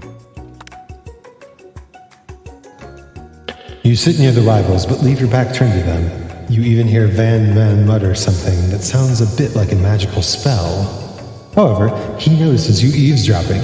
You try and cover your tracks and improvise an excuse. It's time for class, and you're distracting the rest of us who want to learn. Now you've upset them. Oh, and you're the emperor of cooking, are you? You make the rules? I'm not sure you'd know a good meal if it ain't you. Being the best chef in the world takes more than just culinary skills. It takes creativity. It takes panache. And it doesn't hurt to use a little evil. You finally get a look at what it was they were hiding, and you instantly recognize it. It's a book, just like the one you found after your encounter with the sport monster. That's the same book that I found in the quad last night. Ashley immediately elbows Van Van, who hides the book behind his back. I don't know what you're talking about. That book is a family heirloom, and its contents are secret. You notice that they haven't just been studying the book. They've got Pop pinned to the wall, and they're tossing potato skins at him as he tries to catch them in his mouth. We're playing. Before you can dig in any further, you're interrupted by the arrival of more students. It's almost time for class. Beep, beep. Clank must be running late. He's in such a hurry that he rolls right over Van Van's meaty foot. Hey, watch it, you bucket of bolts. You watch how you talk to him. He didn't do anything. Bzzzt, womp. Who do you think you're talking to? I've never heard such language, not even from a stand mixer. Isn't he a pressure cooker? He's a pressure cooker. Womp, womp. No, your mother was a stand mixer. He's sad. Bzzzt. Van Van jumps to attack Clank, but Clank shocks Van Van, sending him flying across the room.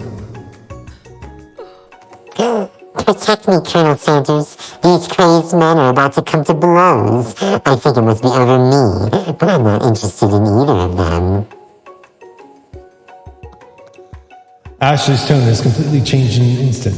She bats her eyelashes at Colonel Sanders. Surely he must know that this is a ruse, right? Gentlemen, get a hold of yourselves. Save it for the arena at least. Or don't. Honestly, what do I care? I've got lofty career aspirations to focus on. Maybe I can help you with your business plan. Just then, Sprinkles arrives to signal the true start of the class day. He's panting, which doesn't seem that abnormal. He's a professor, but he's also a dog. Students, please take your seats. I apologize for my late arrival. I spent the morning chasing a car all around town, and my tiny legs are very, very tired. But I'm here now. I hope you're ready to learn. Rub his furry dog belly. He loves it. Thank you, narrator. After he catches his breath, Sprinkles regains control of the classroom. Without further ado, we'll review the global history of my favorite fowl, the chicken. You want to pay attention to the lesson. Truly, you do.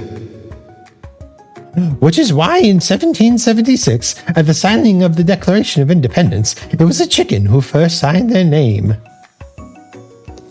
But you can't help but daydream about Colonel Sanders, and you miss most of the important parts. When you come to, Sprinkles is holding a tray of food in front of you. Well, Isaac. Naturally, this appears to you to be a sample platter. Which item do you want to sample? Probably not a dog biscuit. The pepper? A shimmering pepper? Do they sell peppers at KFC? A glass of water? We'll go with the pepper. It's the most unusual one. A brightly colored pepper stands out from the other items. It sparkles in a most eye-catching way. So naturally, you reach out, grab it, and eat it right away. However, your body is not prepared for the heat. The pepper has triggered an intense spice hallucination. It feels like forever as you trip through the universe. My friend. Ooh. This guy again. I'm here to give you an important message. Ooh. You must avenge my death and fulfill your destiny. All you must do is... I was saying, to fulfill your destiny, all you must do is... Sorry, I think I've still got some spice stuck in my throat. It's fine, I'll work through. fulfill the prophecy.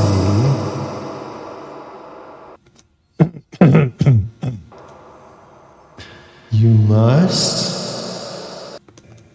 You feel yourself begin to regain consciousness. Amen. You come to and find everyone is staring at you. That pepper was the last of its kind on Earth, and now it's gone forever. You think to yourself, geez, I should pay better attention. We all make mistakes. I'm sure he'll forgive you someday. Come on, it's time for lunch. Before anyone can relax, the cafeteria lights dim, and your rivals enter to make a dramatic announcement. Today's lunch will be prepared via timed competitive cook-off. The level of theatrics with these two is off the charts. I think we have to engage in the rivalry. A bit of lunchtime competition, eh? Count me in. If I have to wipe the tables with you fools before I set my lunch down on it, then so be it. I'm not the fool. You're the fool. Fool. Good one, Ben Ben. I like your gumption, Isaac.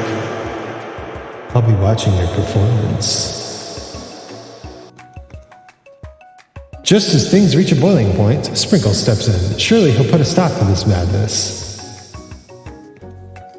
Now, students, please settle down. This is a lunchroom, not a sportsing court. Finally, a little scent. You breathe a sigh of relief. At least, not until we turn on the timer.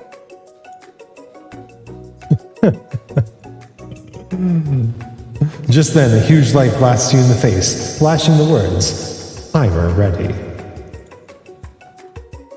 That's what I'm talking about. Aroo. I stand corrected. The hard way builds solidly a foundation of confidence that cannot be swept away. And that's an original quote by me, in case anyone was wondering. I hope it's a message that lifts you to victory. Like a diamond, I was formed under pressure, and now is my chance to shine. I will defeat you myself. Her knife has a heart chain on it.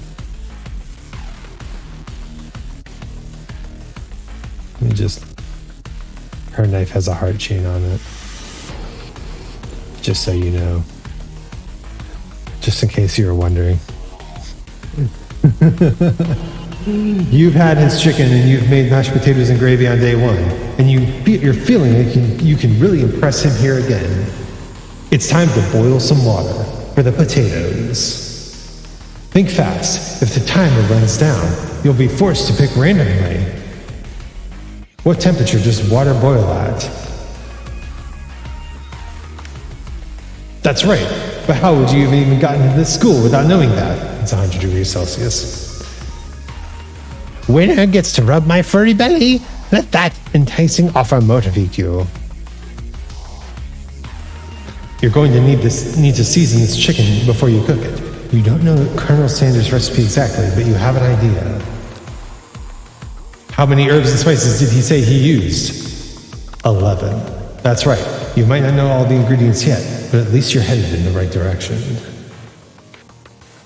Tail wagging intensifies. Now that you've got some basic steps going, it's time to elevate your craft. What state of mind offers the most labor? Probably gratitude, right? That's right. You must never take this opportunity for granted if you hope to succeed. Your classmates are rooting for you, but Ashley is simply stronger and faster than you. You'd better pick up the pace if you want to survive. When you were a child, your father told you to never forget where you came from. Every day you meditate on his advice and draw energy from that place. Now would be a great time. Where does it come from? That's right. A small town where big dreams are born. That's right. This is your shot, and you're not going to miss it. Aru! You try to shut up the noise of the arena and focus on your cooking. What's the sounds of success? Sizzling. Oh, crap. Don't make me get the spray bottle.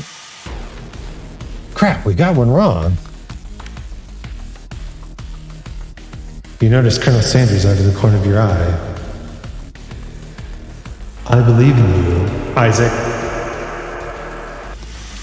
He's actually cheering you on, which would be awesome, except knowing he's watching you makes you totally forget what you were doing. Now all you can think about is Colonel Sanders. How many spoonfuls of...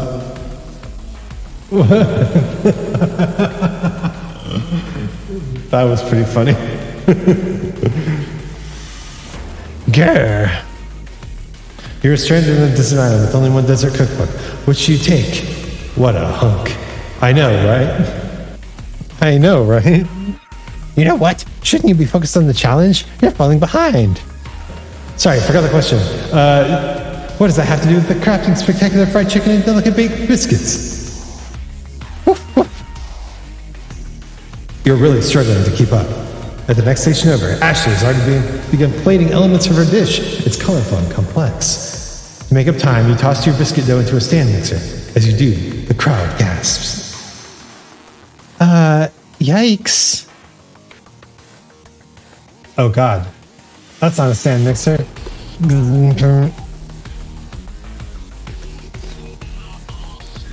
I know you love nothing more than seeing a fellow appliance utilized in a kitchen battle, but sometimes that means sacrificing the personal touch. Whirr.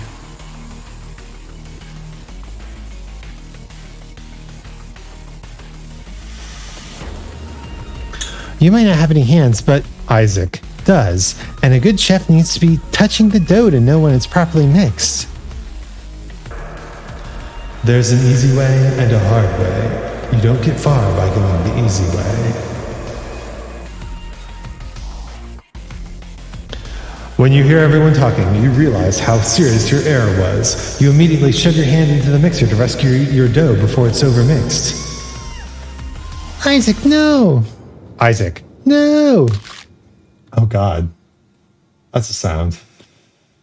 But you're not fast enough, and your hand gets stuck. It's immediately crushed by the quickly spinning beaters. There's no way you'll be able to use that hand for the rest of the match. Colonel Sanders shakes his head in shame. What you often find is that the easy way can turn out much, much more difficult. Everyone, stop what you're doing right now. This battle is over. It can't be. I was so close to finishing my dish.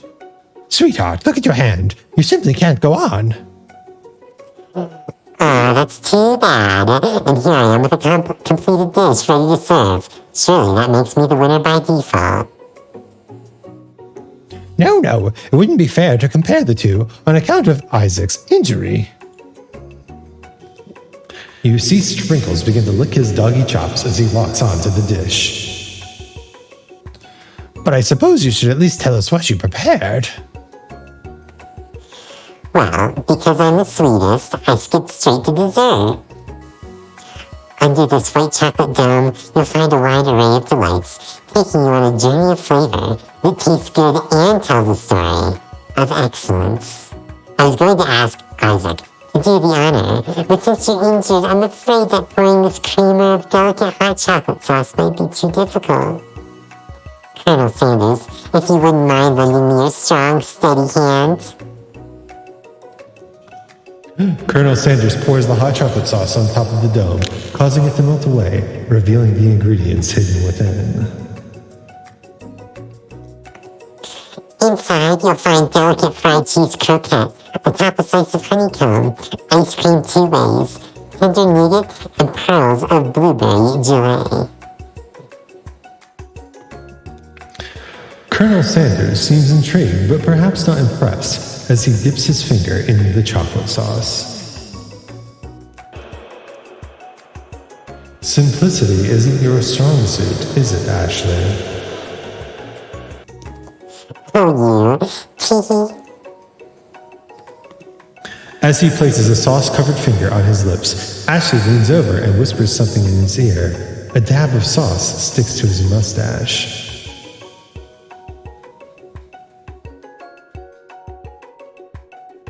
Is this the moment? Is this the moment that we have to strike back? We can no longer stand by.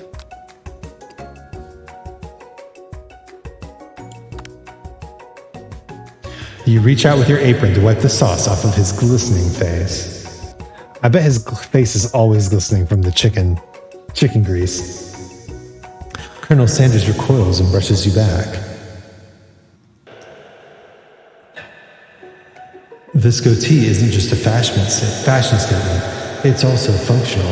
I was saving that flavor for later. That is kind of gross. Maybe we don't want to be with Colonel Sanders. Game over.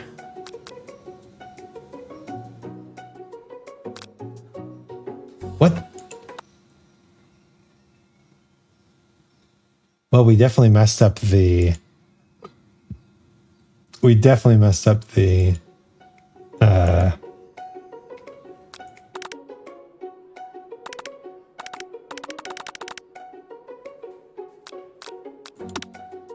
Is there a skip mode?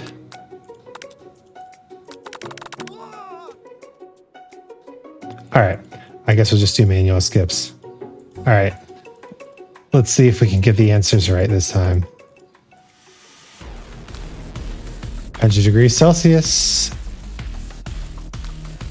11 herbs and spices. Gratitude. Little town. Silence. There we go. That's right. When they taste your cooking, they will be so taken with it that they'll be unable to speak. You notice Colonel Sanders out of the corner of your eye. Okay, I think we've seen this stuff.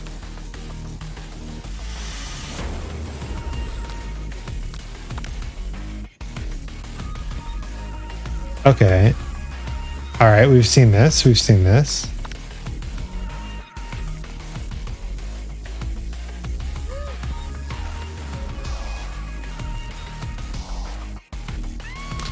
Wait, so we... All right, so you have to get your hand cut off if you do the internalize our rage. Your rage burns so intensely within your eyes that they burst into flames. The flames cause your eyebrows to catch fire and turn to ash, and they fall off of your face, which means people will have a hard time understanding your emotions for the rest of the semester, perhaps forever. Embarrassed and ashamed by your poor performance, not to mention your crispy, fried brow, you run for the quad to be alone. The beautiful weather feels like an insult. Inside of you, a storm rages. It's Colonel Sanders. He's probably here to tell you that he and Ashley are in love and have decided to get married. And he won't even ask you to cater his wedding because you're a terrible chef and an awful person. You try to hide from him, but he approaches you directly. I know you're hurting right now. Not just from the devastating loss, but from that run-in with the mixer and that small fire. We should get that checked out. I'm fine. Can't you just leave me alone? I'm a loser. I'm not fit to fill your fryer. Fill Colonel Sanders' fryer, if you know what I mean. I'll never be a master chef. Failure is a part of life. Not just for you, but for all of us. Do you think I've never failed at anything before? That's exactly what I think. Well then think again. I wasn't always the man you see before you. Enrolled in culinary school, incredibly handsome, successful, motivated. Well, handsome, sure. I was born that way. I love wholesome games. Welcome. This is the KFC dating simulator. Finger looking good dating sim. Yep. So far, we've met a bunch of chefs at this cooking academy, including Colonel Sanders. And I'm using all my voice effects today, which is fun. But I've walked other paths and arrived at dead ends. I was passionate about life, but I failed as an obstetrician. I was passionate about justice, but I failed as a lawyer.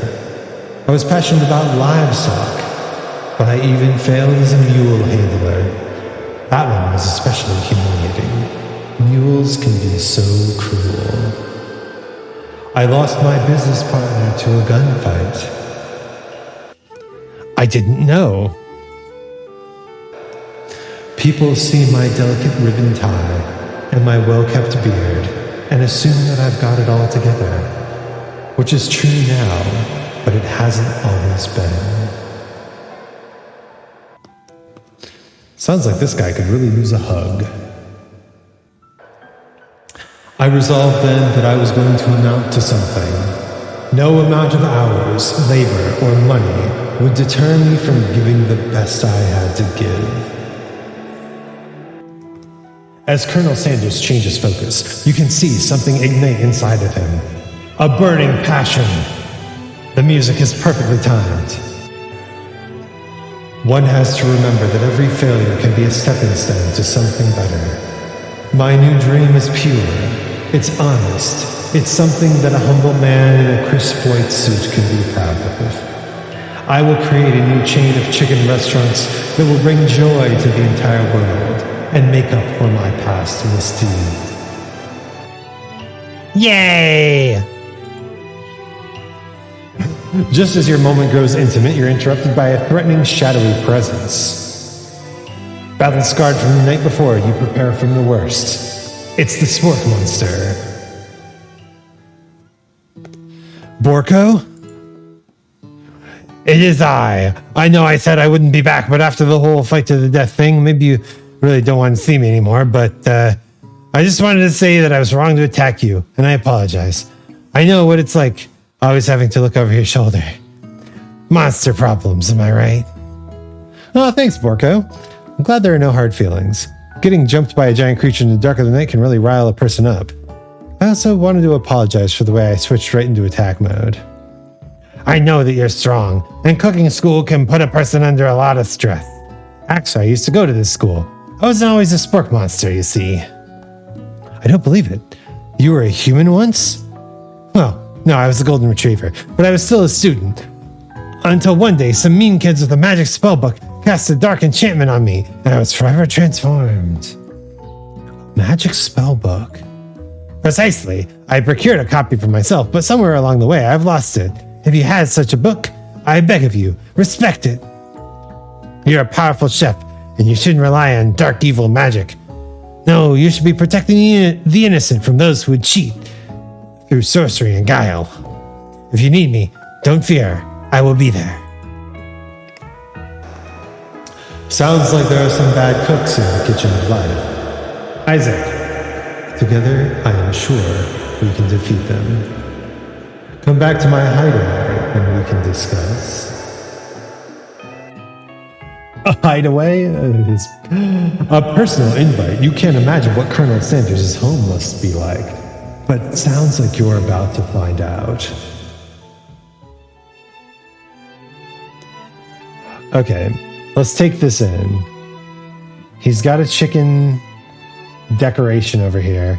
He's got a very nice mountain view.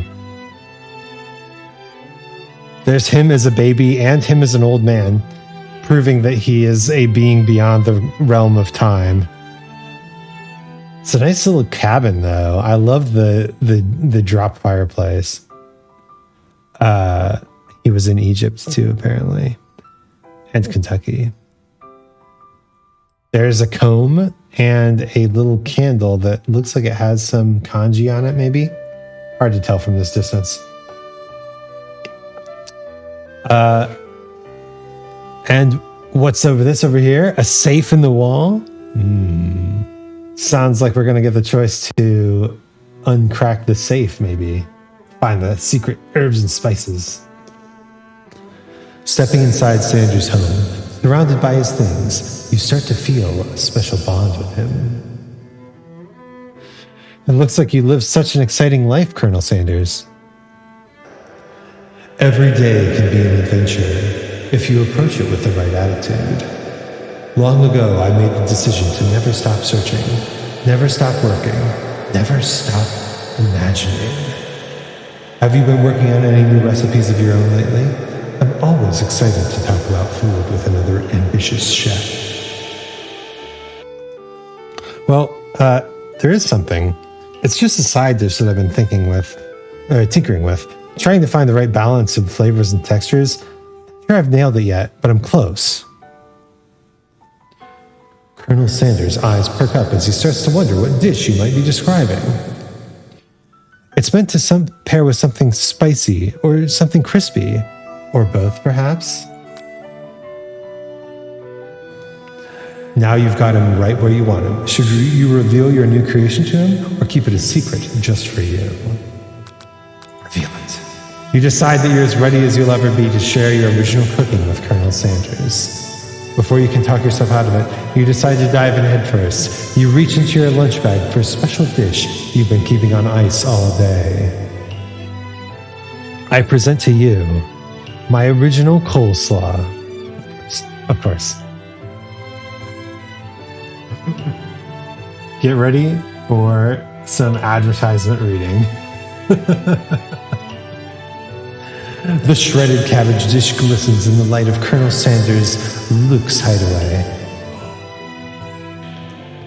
Magnificent. Together you chow down on the creamy slaw until just a spoonful remains in the bowl. Do you mind if I hold on to the last bite? I'd like to have it around so that I can admire its taste later and think back on this moment. Music on point once again. You could offer to make him more, but he seems like a very sentimental kind of guy. Sure, why not? Please make yourself comfortable. I'll be back in just a moment. You realize that now would be the perfect time to do some snooping. I knew it. We're going to get into that safe over there. Around the room are various items that you can look closer at. Each item seems to radiate memories and emotions. Tap on an item to discover more about the Colonel. Okay. You gaze out the window across the vast lake and mountain range beyond. Just then, the ghost of student pops up. Are you thinking about heading out into the world on a quest to avenge my dad? Wait, what? I never even learned your name. Why would I avenge you? I could just tell you my name right now. It's... Can't you see that I'm in the middle of something? You open the window a crack and the ghost of student is swept out with a breeze. A chicken! You notice a very realistic stuffed chicken sitting on a corner table. When you pick it up, you realize it isn't just realistic, it's real. Taxidermy? Must have been important to Colonel Sanders when it was alive. A little note clipped to the chicken's foot reads, "The true state bird of the great state of Kentucky." Okay, the comb. A lock of silver hairs hung to the teeth of this gum. That'd be creepy. Upon further inspection, you realize that the hair therein isn't just silvery in color. It's actually made of spun silver. His hair is literal silver. Oh, it's not a kanji, it's a little flower. A scented candle. You pick it up and try to identify the smell.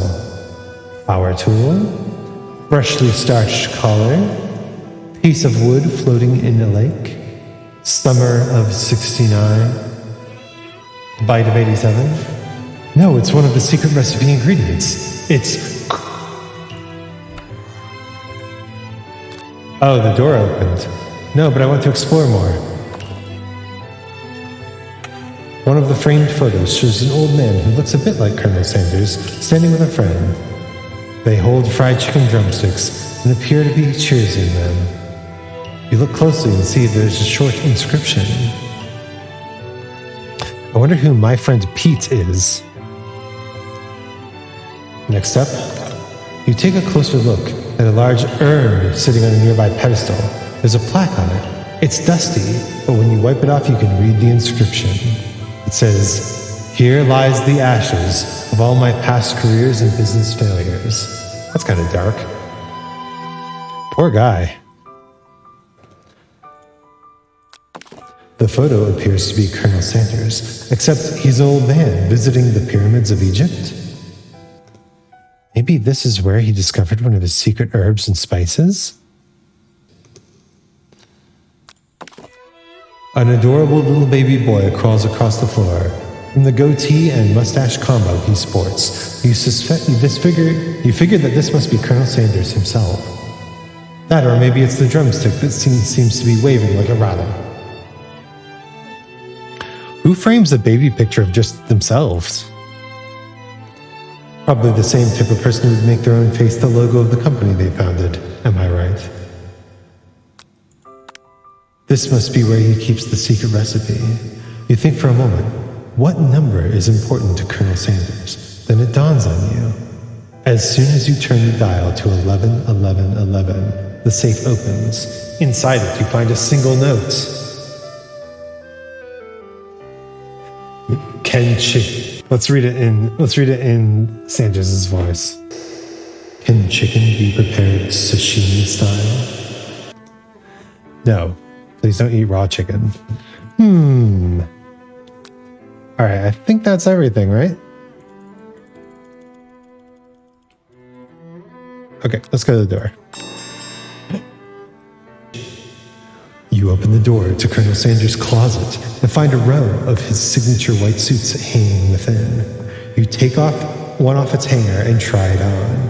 The jacket is a bit big for you, but it's soft and comfortable. You give yourself a deep hug, breathing in his scent. They say that home is where the heart is. Is this what they meant? Before you can look any further, you hear Colonel Sanders returning.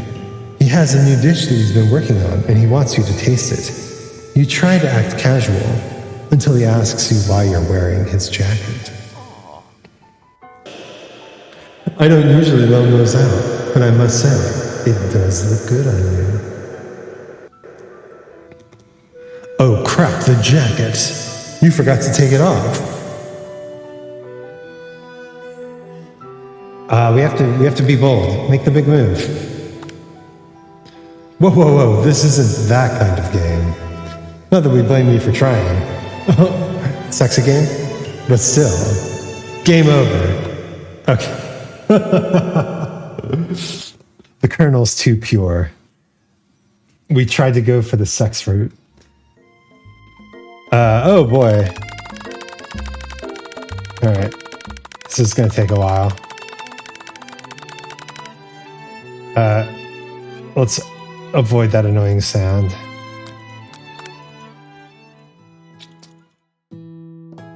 Alright.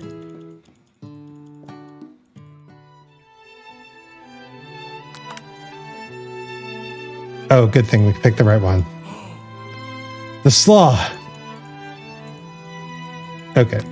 Now, I know that the game probably saved that I learned the secret ingredient, but I do want to make sure that I get the same ending here.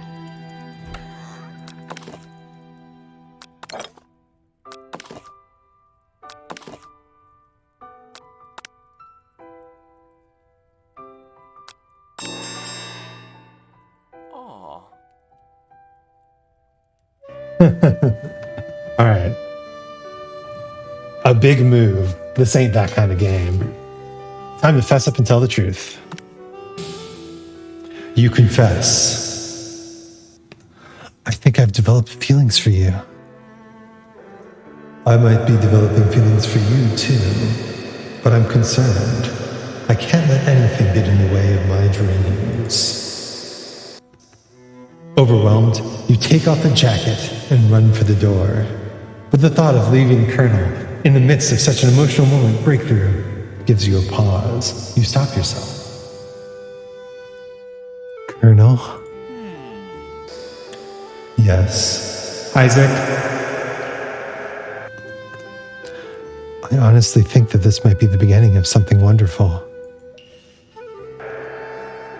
I think you're right. We should take things slow. You talk late into the night and drift off into a slumber. Dream sequence. Thought this wasn't that kind of game. Did we go home? Everyone riding the chicken? Of course. You awake to a beautiful morning in Colonel Sanders' hideaway. Did you make the right decision on how to respond to Colonel Sanders? Only time will truly tell. Today is a day that could change the rest of your life.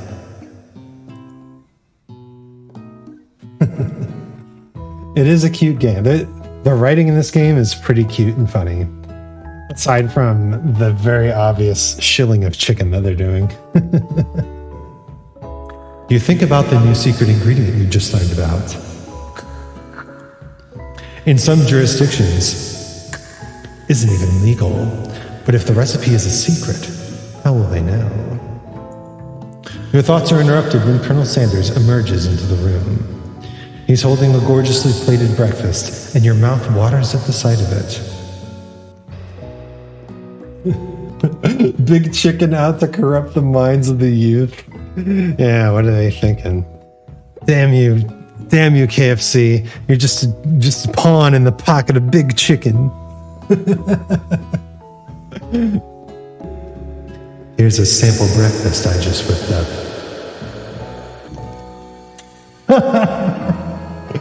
It's meticulous. This is the kind of breakfast, you taste Colonel Sanders' food and it takes you on a journey. When you return, he's waiting to ask you an important question. So would you say that we're the perfect match? How presumptuous. My cuisine and your taste buds, that is. Such confidence, such grace. Could he be the world's greatest gift to cookery? What the heck? We gotta flatter him. I think we might make a great team. A single tear begins to pool in the corner of his eye as he gazes out the window. And with the right business partner, I know I can't fail. Business partner? Could he be talking to you? It's all happening so quickly. Overcome with emotion and confused by your feelings, you're on the verge of tears. Unable to speak, the only answer you can find is to run out the door and get home. There's still one more day of school after all. The University of Cooking School Academy for Learning waits for no one. Yeah, it's important to remember that we are attending a 3-day cooking university. The form of this game has been very clearly delineated from the beginning. You get home to find something very surprising. Your best friend is there waiting for you. Where have you been? Because I had one heck of a night. I've been desperate to talk to you about it, but I couldn't find you. I got worried that something had happened to you. It's okay. But now that it turns out you're fine, I can actually get you up to speed on the saga of Miriam. Sure, but you will not believe what happened to me after school yesterday. I went on a date. I think I can believe that. Since I've been partnered up with Clank, he asked me to go out with him. Of course, I told him you'd better keep your dials turned to polite and respectful. I'm not that kind of girl. But he was just interested in spending some one-on-one time together and getting to know me. So I said, yeah, sure, I can get to know the little metallic guy. Long story short, he took me skydiving with his friends. But things quickly spiraled out of control. Did she just say skydiving as if that's a typical first date to go on with a talking pressure cooker? And now I'm really not sure where we stand. You don't give Miriam time to tell her whole story, however. Bottling up the details of your own night is just too much to bear.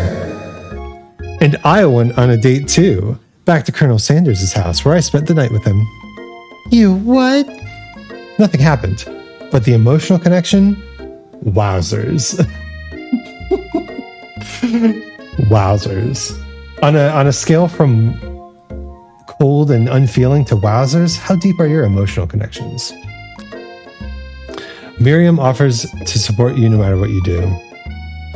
Is that a choice that I make? Together with your bestie, you feel like you could... Excuse me. You can feel like you can do anything. When you arrive at school, you encounter your rivals in the quad. You can tell from a distance that they're picking on Pop, though he himself might not quite grasp that fact. Because, you know, he's Pop. What's a thwirly? It sounds delicious. Oh, it's great. I'll order you up one right away. I'll have my thwirly with sprinkles, please. Sprinkles is a dog and a treat. You can get your swirly dipped too. The rivals are hot, not gonna lie. Yeah. The game has a theme of quote unquote doing the right thing and not going for the very obviously hot characters and instead pursuing the passionate chicken man is definitely a thing. Why don't you pick on someone your own size? Because I'm literally the biggest person at this school. There's that horse that Colonel Sanders rides to school, but who would dare pick on such a gentle and beautiful creature? Passionate chicken man. You've got some nerve, Isaac, suggesting I pick on a defenseless horse. Now you're twisting my words, and I won't have it. You clench your fist, but the injury from yesterday's mixer accident makes you wince with pain. Doesn't look like you can go on cooking like that. Might as well just give up. I'll never give up. Ever. Colonel Sanders arrives just as it appears things are close to boiling over. A naturally intuitive person, he senses that something has been going on. Is everyone excited for the final day of school? Isaac, how's that hand feeling? I'm sure you'll be back in fighting form by this afternoon.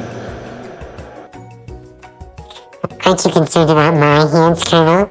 Yesterday I almost broke a nail winning so hard. Technically, I don't believe a winner was decided, but your presentation was quite impressive. What is he doing complimenting her?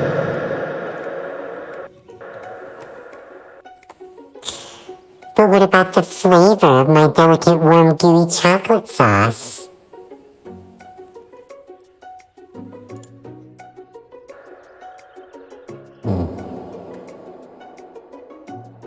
There we go.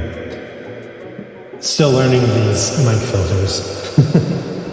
It was clear you're passionate about how your food was received. That's a lot of words to say it was bland. Excuse me, Isaac.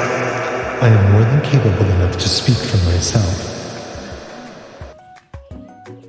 Maybe you could tell me more of your thoughts as we walk into class, Colonel. I'm always interested in discussing the fine art of fine foods. See you inside, Isaac.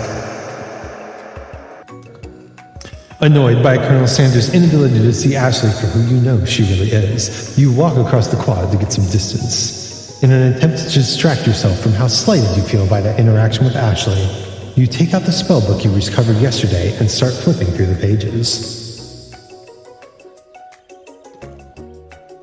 Whoa, what's that book? It looks like bad news. It's just something I found lying around. It would appear to be some sort of grimoire, but I don't really believe in that magic stuff. A grimoire? Like a book of spells? I don't know. Who would spend so much time decorating a magic book if it weren't really powerful? I can think of one surefire way to find out.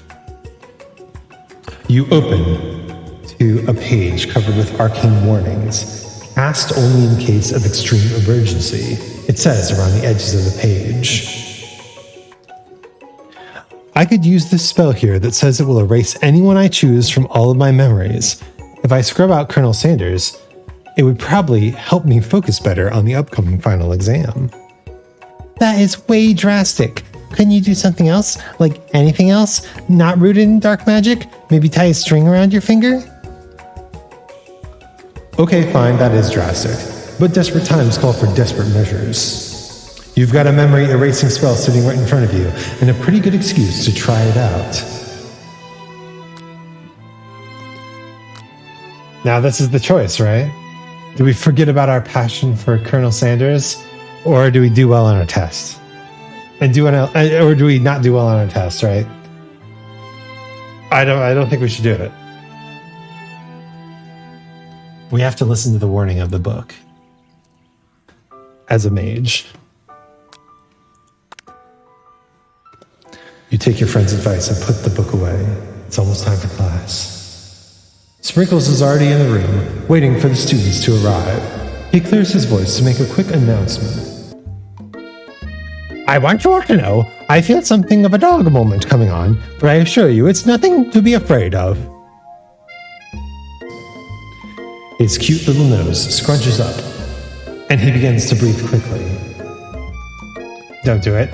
I didn't do it.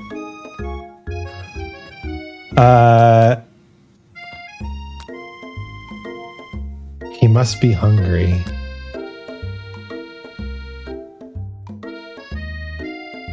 This is a game about food. Oh no. Did we not do this correctly? He's angry. You reach into your backpack and grab some homework from last semester that you forgot to turn in. Sprinkles immediately goes for it and gobbles the sheet of paper like it's a piece of fresh chicken rawhide. Ahem. I apologize for the outburst. I know it seems cliche, but not much in this world satisfies like ungraded work. My, Isaac, you were studying something with cinnamon? You love the dog voice? Thank you. It's almost like a Yoda voice. I have been sitting in on a lecture series about the art of cake baking. How insightful. This actually brings up an important point. Thank you, Isaac, for reminding me to dole out this indispensable bit of wisdom. You see... But before he can go any further, Miriam's love drama spills over into the class. Sprinkles is interrupted by whirs and clanks coming from the back of the room. I guess this is the choice I get to make. I told you to save it for after class. Bzz, bzz. You think I want to be thrown from a plane strapped to a stranger? Miriam and Clank appear to be arguing, but you still happen to learn to speak Clank's language of mechanical noises. But no, you had to show off your cool kid friends Jeff and Joan. J&J forever. Watch us form a triangle in midair as we descend. Triangles are the strongest shape, don't you know? Bzz, bzz. Yeah, well, that doesn't make it a great date. Beep. Brrr. Then take Jeff and Joan with you. You can hold hands as you pedal down the mountain, or off a cliff for all I care. Sad beep. Clank begins to shudder. Steam pours out of the gaps in his panels, and then a loud ding stops him in his tracks. Bzz, bzz. No amount of seasoning is going to make me want to eat that, Clank. Clank burps out a completely deep-fried sneaker. Considering that he himself has wheels, not feet, it's not entirely clear where it came from. That's disturbing. In terms of deep-fried footwear, I guess it looks okay. Clank slowly rolls out of the room to be alone with his shoe. Everyone tries to pretend like they didn't see that entire thing go down. That's good. Nothing like a loud public breakup to cast a pall over the final day of school. Well, that was unfortunate. But we mustn't be distracted from what lies ahead. The final competition showdown challenge exam. Trademark. I'm still working on the title, but I think you get it. 10th time approaches. See you all in the arena. But before you can think about your upcoming competition, there's a very beautiful soul nearby in need of a pep talk. Hey Miriam, are you okay? Okay, I'm so mad I could smash a tiny mug, spilling several droplets of hot cocoa all over the floor. Oh yeah, her signature food is tiny food. How could he embarrass me in class like that, in front of everyone? Oh, I just realized where they got all of Miriam's poses from. It's Mako from Kill la Kill. They're Mako's poses from Kill la Kill. She even has a goofy ass haircut. Okay, all right. Her tiny cocoa is a delicious treasure. Do you know that this breaker is no joke, even if the source of her frustration is such a silly boy?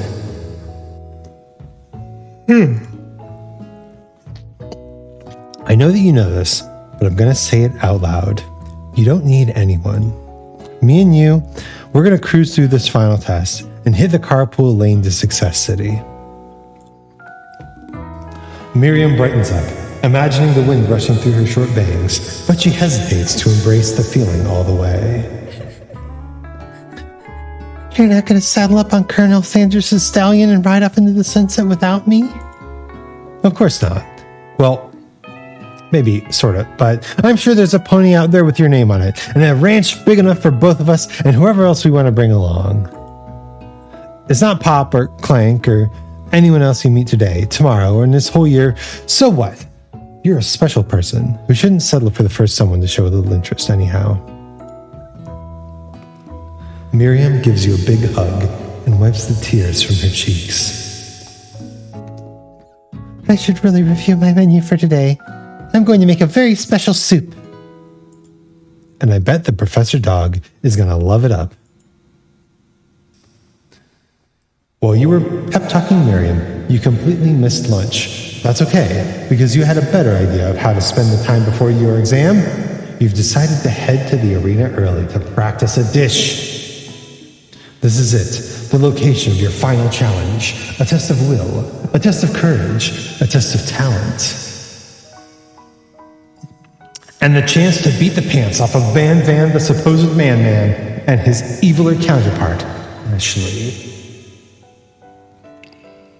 As planned, you begin to run through a quick test of a recipe you've been working on, ILYCS' famous chicken pot pie. After practicing for months, making this dish comes second nature to you, and you're able to quickly get a fresh pot pie in the oven. But as soon as you do, your cram session is interrupted by Colonel Sanders. Isaac, what are you doing here? There's still time before the final exam. Just taking it all in. I'm big into visualizing success. I'm looking at my station and picturing victory. The pot pie has begun to bake, and the smell is slowly filling the space around you. Visualizing, huh? That's too bad. I was hoping you were here cooking something delicious. You'd usually happily share your food with anyone who's hungry. The last time you let Colonel Sanders get in your head, it cost you a cook-off. You decide that it's time to put your cooking above your romantic desires, but a decision gets hard to stick to when the oven timer goes off behind you. We've got to be honest with Colonel Sanders. Okay, you got me. I'm doing a little bit more than visualizing. I know. My nose can smell a pot pie from 400 yards. That's an oddly specific distance, but you'd expect nothing less from such an oddly specific man. Someday I hope to be called oddly specific. You knew it was a pot pie just from the smell? Not just a pot pie, but a chicken pot pie with an all butter crust. And my nose is telling me something else. Oh no, is it burning? No, I can smell that it was made with a heaping helping of TLC. But it'll probably start burning any second if you don't pull it out. The moment of truth. Wow. It's the best pot pie I've ever tasted. I've always loved country cooking, and I could eat this all day. There's no time left. The final showdown is about to begin. Sprinkles lays down the ground rules. There are no rules, that is, except to cook with everything you've got. You step up for the cook-off of a lifetime. You decide that mac and cheese plus the pot pie you've been practicing are just the dishes that'll push you over the edge to victory. Meanwhile, both Van and Ashley are prepping wildly elaborate dishes per their usual over-the-top selves. Miriam has her gigantic magnifying glass and several sets of tweezers. She's definitely prepared to go big, going small.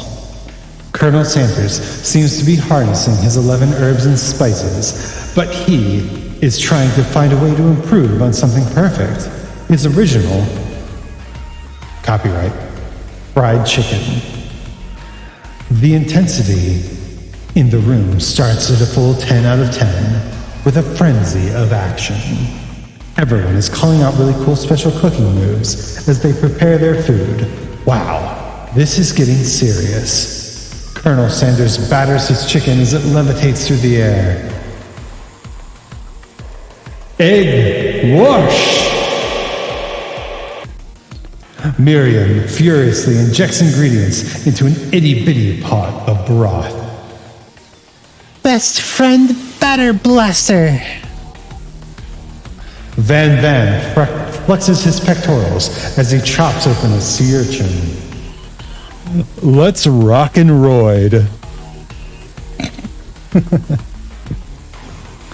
Ashley scoops her pastries off the tray with lightning speed. Shallow personality spatula. Even Clank gets in on it.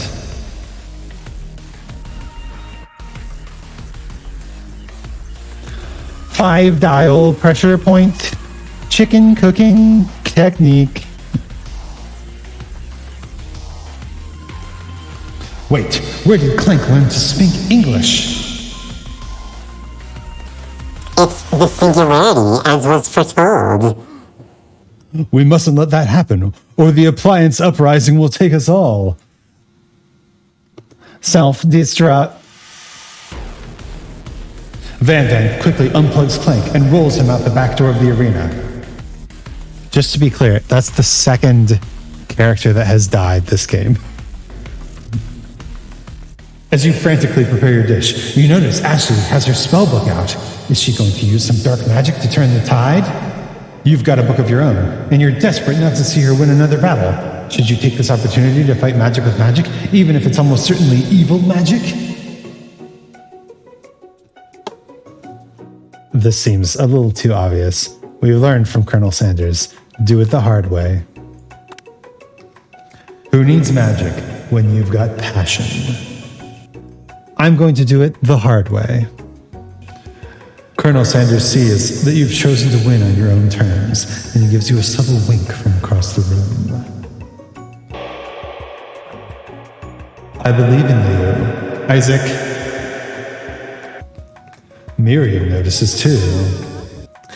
I've always believed in you, Isaac. Since we were little kids, because I'm your best friend forever. You turn to notice that Miriam is at your station, cheering for you. Miriam, what about your dish? If you're here cheering, who's cooking? Well, tiny food, short cook time. I'm actually already done, so I thought I'd help you. Well, that's sweet, but... Miriam tosses a handful of spices directly into your boiling noodles. It's the secret ingredient. However, she doesn't know that you lied and the secret ingredient was made up. And where in the world did she get Eye of Newt from? The boiling pot explodes, sending Miriam flying backwards. The watery noodles begin to swirl in the air, bubbling up into a dark cloud that thickens and congeals before your very eyes. It is I, Steve, the spork monster. Steve? Wait, what happened to Borko? You're not here to battle me, are you? We spork monsters are many. I think Borko had the day off. But you have conjured Steve, and I hate the battle, so I say you're doing pretty all right. Oh, hey, you're in the middle of a cooking competition. I love this stuff. It's better than on TV. You crazy kids and your culinary skills really impress me. Mind if I hang out? I'm sorry, Steve, but I'm kind of in the middle of something. Do you mind? Steve the Spork Monster notices that you've got the grimoire stashed beneath your cooking station. I see what you're up to. Crisscross the magical items and accidentally summoned me, eh? Yeah, you guessed it, sorta. If you're here, would you mind tossing some fresh noodles in that pot of salted water? I'd love to. I'd always wanted to be a top chef, actually. You know, when I was just a little spork pup, back in the old country. You can feel Spork Monster winding up to tell a very long and involved story. You don't know exactly where they came from, but it seems like it was probably lonely there. Actually, you know what? Maybe you should watch from the stands. I really need to focus on this competition. I understand. It's kind of like that time in monster school that I'd fallen asleep during scare tactics class, and when I woke up... You toss a serious stare at Steve, and he takes the hint. Never mind, I'll tell you later. Good luck. Having suffered this huge setback, you don't know how you could ever win. Well, our choices are to keep going or give up and drop out of culinary school. I think we go for this one. I can do this. I have what it takes. I came here to win. Your hair turns mac and cheese orange as culinary energy flows through your body. My heart is pure. My hands are steady. My taste buds have been preparing their entire lives for... Yes, Isaac, you are the chosen one. You will avenge me. The power you've been summoning immediately fades back out. You interrupted my inspiring monologue. Sorry. My heart is pure. My hands are steady. My taste buds have been preparing their entire lives for this moment. I will show the world my cookery. You begin to levitate off the ground. Energy courses through your body. You know that with this power you can do anything, except turn back time, which would be super useful because while you were powering up, your chicken pot pie overcooked in the oven and can't be served. Don't worry, dear Isaac. You may have suffered some setbacks, but all is not lost. Impressed with your fortitude, Colonel Sanders decides that you have earned his support. I've been watching you today, and I must say, I'm truly impressed. You've been thinking on your feet and rolling with the punches. He steps up to your station and stands right beside you. I'm here to help. All you've managed to make is mac and cheese, and time is almost up. You're going to need it. But Colonel Sanders, what about the test? What will happen to you? What about the rules? Following the rules has never really been my thing. I follow my heart. What a guy. Colonel Sanders unfolds a delicate white towel to reveal the most delicious fried chicken tenders you've ever laid your eyes on.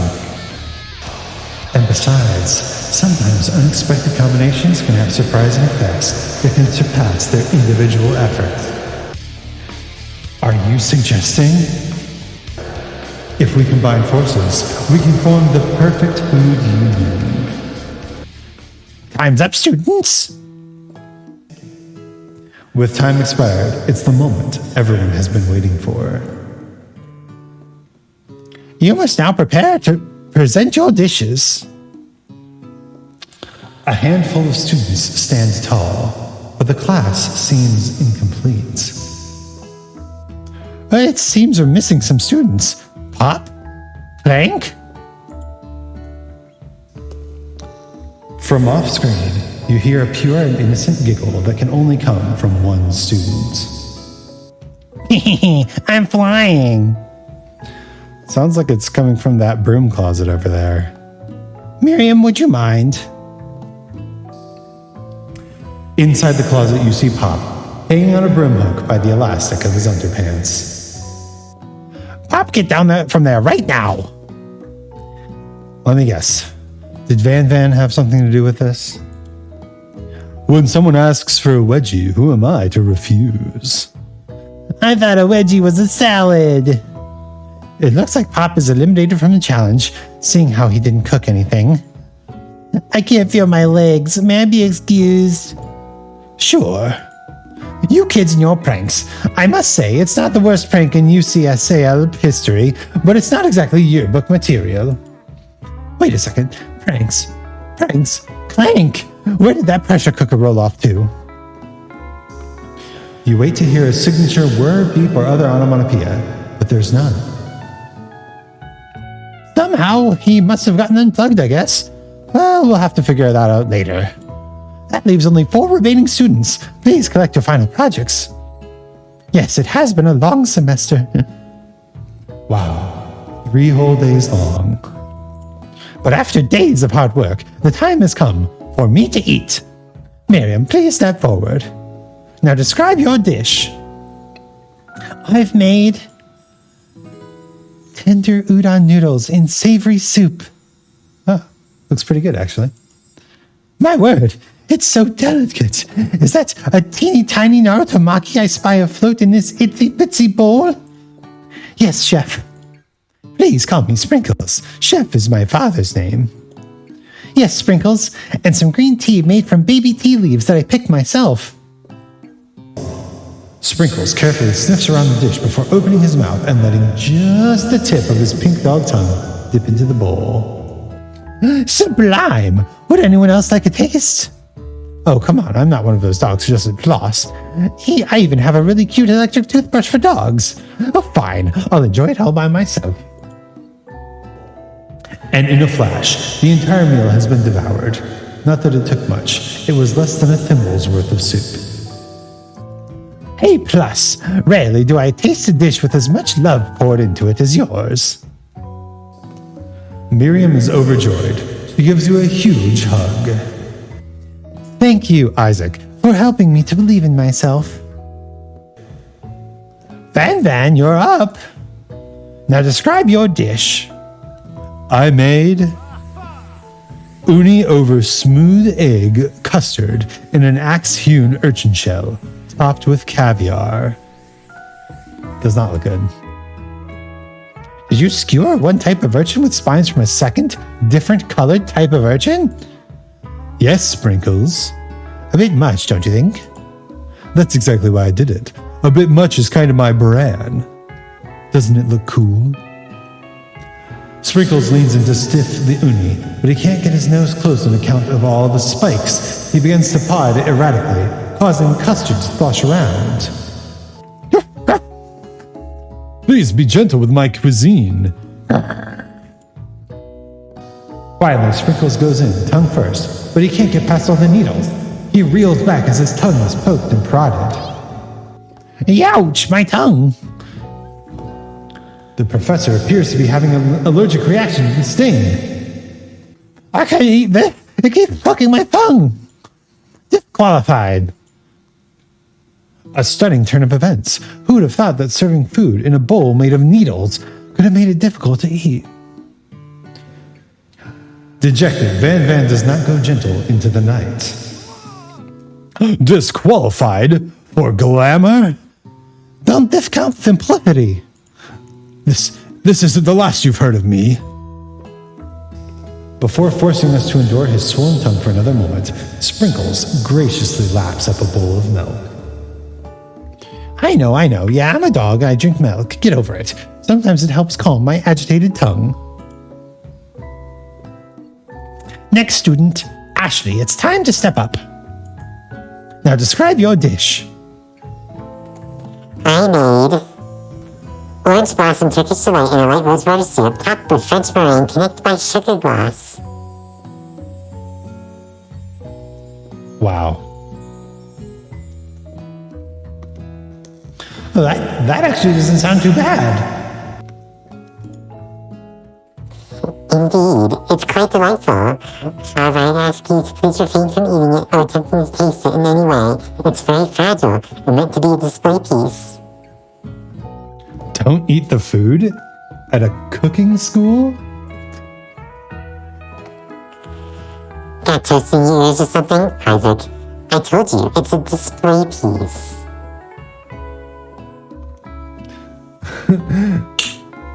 This is an advertisement for the new KFC fine dining experience that you saw on TikTok. Didn't believe it was real.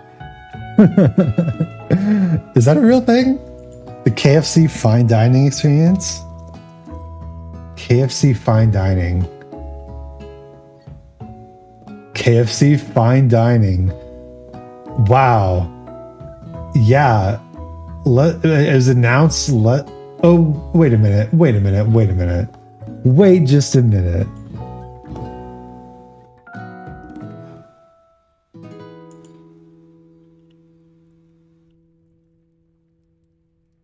I don't know if I can believe this actually. Because the official announcement came on April 1st. That's good though. Is it really? It looks real though. Wow. Saw footage of someone there. There is footage here. Goes viral on TikTok. So it's just the one restaurant, but it is real.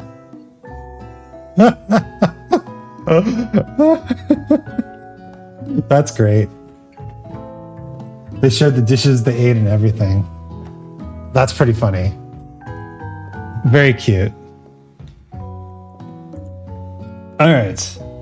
Anyway, it's a display piece. Ashley, I must say, it is beautiful. However, this is a cooking competition at a cooking school. Yeah, which is why I cooked it, and I did an extremely good job cooking it too. I didn't realize that we were having an eating exam. If I wanted to be judged on eating, I'd go to the College of Eating, School for the Hungry. ...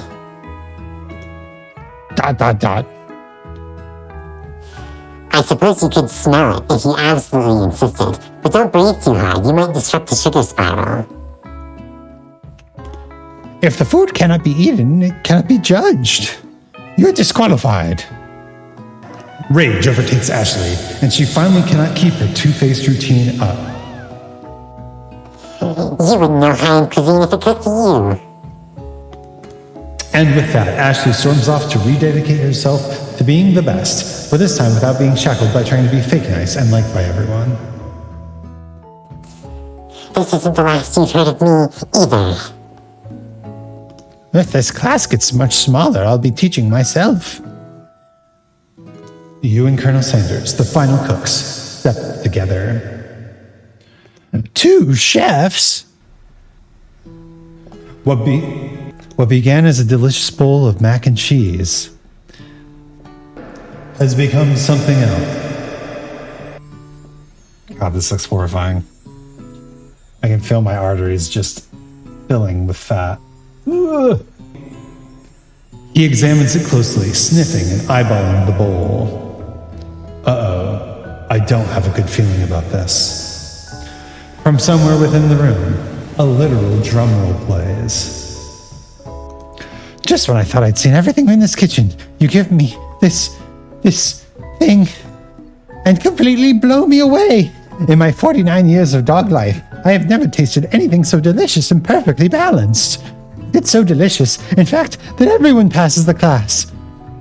You pass, and you pass, and you get a pass. Everyone gathers around and partakes of the mac and cheese bowl. They all seem to transcend this reality into another dimension. You win. Together, you and Colonel Sanders have made a new menu item. The new menu is so impressive that even Van and Ashley are drawn back in by its magnetic fragrance. When they gaze upon your mac and cheese bowl, they admit that you are indeed an excellent chef. Sprinkles declares that you have passed. Everyone has passed. There were supposed to be more battles, but come on, how could they be better than this one? Now that the school year is complete and everyone has graduated, the students return for one last assignment: to get their groove on. The cafeteria has been completely redecorated in order to serve as the site of the school's graduation dance. That's hilarious and also exactly what every school does. Compared to the massive high-tech cooking arena, the humble decor seems downright cute and cozy. Oh boy. DJ Dog is in the house! Ow, ow, ow! You knew that Sprinkles was a master chef, but also a world-renowned turntabulist? Who says you can't teach an old dog new tricks? Van and Ashley tell everyone they've committed themselves to righting the wrongs they did while they were villains. Fuck, they're so hot. God damn. We're gonna be evil next playthrough. For a moment, you actually believe them. Not another haunting. No ghosts allowed at graduation. It's clearly written in the school's bylaws. I was never actually a ghost. It was all a trick to get you to finally notice me. Oh, Amusing. And now that everyone is together, it's the Spork Monster. He's totally mellowed out. hey everyone, the Spork Monster is no more. From here on out, I prefer that everyone refer to me by my new name, Party Monster.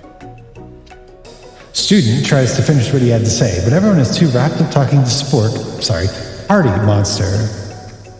Dejected, student walks off. Maybe things didn't work out for Miriam romantically, but she found the love in her cooking, and you know that she's going to do great. She is also very cute. A red carpet rolls out across the floor of the ballroom. It's like a Hollywood movie premiere. Who could command such an entrance? It's Pop. I thought it was going to be Colonel Sanders. He's arrived late to the dance, but apparently for good reason. Walking the carpet, you see perched atop his dirty chef's hat. A crown? Welcome back, Pop. I know you weren't able to complete the final exam and accept your diploma, so we had it mailed directly to your father. We figured it was the least we could do for the school's dean. Oh, now I get it. Robin's welcome, Robin. You're a little late to the KFC dating sim party, but yeah, we're wrapping up. We're about to find out if Colonel Sanders is going to accept our love. Hello, no clue what we have here. Yeah, it's all a bit confusing. And now we get a new wing on the school. Not to mention the honor of educating the son of the chancellor and such. The music at the dance is interrupted by the sound of sparkling and electrical hissing. It's Clank, who has arrived late to the dance. Now that I have graduated, I can reveal my truth. Whoa, he's still doing the talking thing. I am Clank, and I am not from this earth. I am actually from a faraway planet in another dimension. What? KFC dating? That's correct. What? Actually, I feel like I knew it this whole time.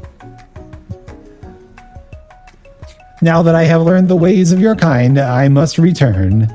Miriam, will you come with me? I don't know what to say. Besides, no, obviously. I've just begun to learn who I really am. This isn't the time for me to devote myself to my life to figuring out who you are, Clank. You're blown away by Miriam's maturity. It's pretty clear she has managed to surpass you in that regard. I understand. Kind of. Humans are weird. A portal opens up and Clank disappears through it. Finally, Colonel Sanders arrives. Howdy, classmates.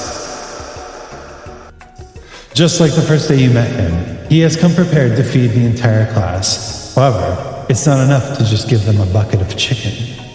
This time it's a full meal. I hope everyone's hungry.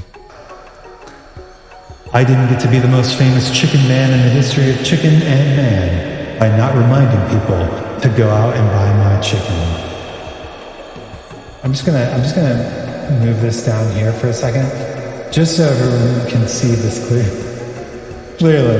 This is an advertisement for chicken. The end. No, it's not the end. As everyone feasts on their delicious chicken dinner, Colonel Sanders finds you sitting at the edge of the dance floor. Isaac, what are you doing sitting all alone? Oh, you know, just waiting for the right person to ask me to dance. I wonder, why don't you tell me, what are the qualities that you would expect to find in such a lucky person? Off the top of my head, I don't know. A spicy musk, a tidy goatee, and a degree from the University of Cooking School Academy for Learning. Just to name a few. It truly is my lucky day. Would you dance with me? Yes, I would love to. As you glide across the dance floor, hand in hand with Colonel Sanders, the future stretches out in front of you. And once my 100th franchise is up and running, I'll be ready to take a day off, and I'll be so glad to spend it together with you, Isaac. How sweet. We'll work together and play together. Colonel Sanders stops dead in his tracks. Work together? Well, I think this is something I'll need to do just by myself. Uh-oh. What's happening? Well, who will help you run your restaurants? I don't believe I need help. Besides, based on your time at school here, do you really think running restaurants is your best path forward? Could it be you found a love connection but failed to earn Colonel Sanders' respect as a chef? Can you live with only half of him? Will you be able to endure sharing him with his other love, the life of an entrepreneur? I suppose I could enroll at pastry school. Oh, my dear Isaac, I'm sure that you'll find your place eventually. And along the way, you'll have me by your side. The end. But not the perfect ending, right? All right. I think we can actually watch the intro scene here, and then we'll have all the context for it.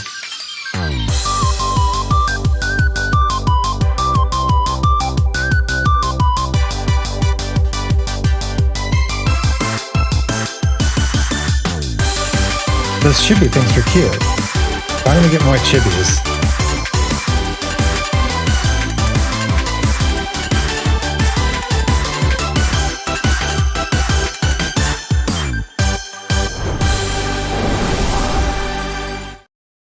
And that's the game,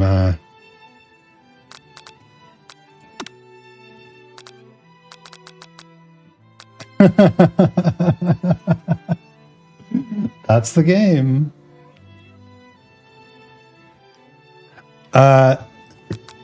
So how do we get The true ending.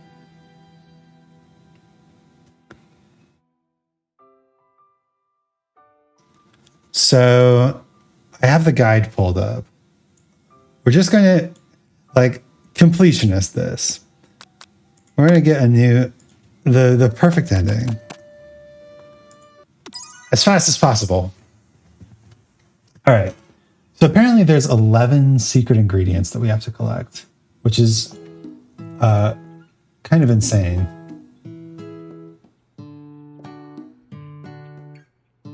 I have no words. What just happened? Didn't you know? All right. First, smack the clock. Take this seriously.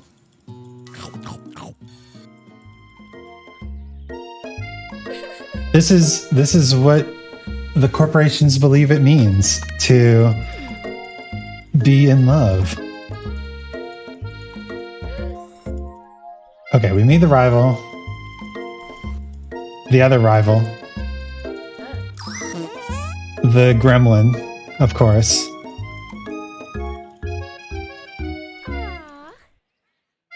All right, and Professor Dog. Oh, and of course, Colonel Sanders. Okay. Clicking. Speed running this game. Take a moment to clean myself up, of course.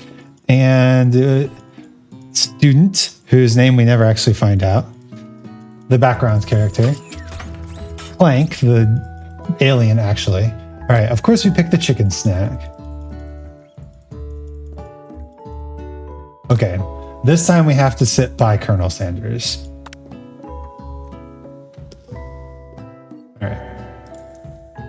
You take a moment. You move to take your seat by Colonel Sanders. It appears he brought no books, pens, or pencils. However, his perfect upright posture shows off a seriousness that makes you confident in his desire to learn.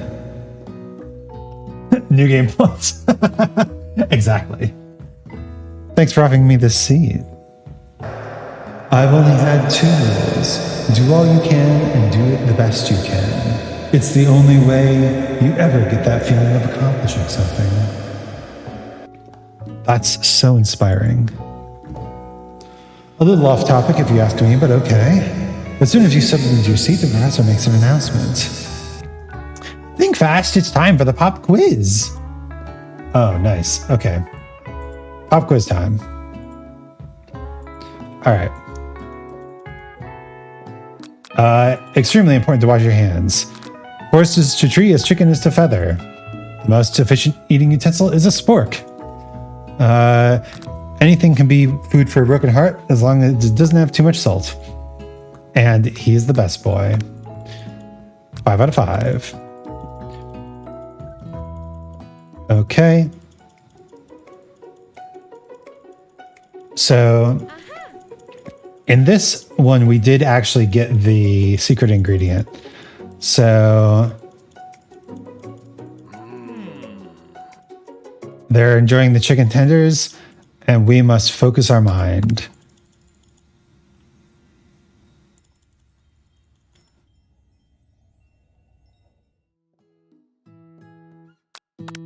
And then we approach Colonel Sanders. All right. So that's 2 ingredients. We've got the one that we got from meditation and the one that we got from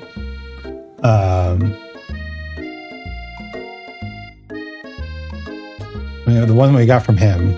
All right. Be modest but thoughtful, of course.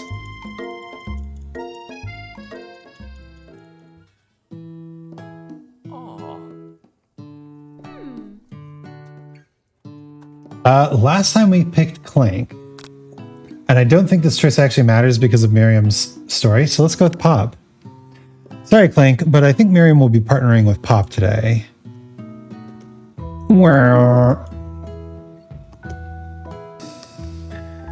Pop gives a big smile as he steps up to the station, same station as Miriam. I'm a chef. He holds up a banana and, without peeling it, proudly eats the entire thing. It's disconcerting, but Miriam is too kind to act grossed out. I love your enthusiasm, Pop. She looks at you like, really, this kid? But it's too late to change your choice now. Now it's time to focus on your own cooking classwork. All right. Let's see. Of course, we're going to use mashed potatoes and gravy. Colonel Sanders loves that stuff. And we get the rival fight, of course. We turn to Colonel Sanders in our time of need.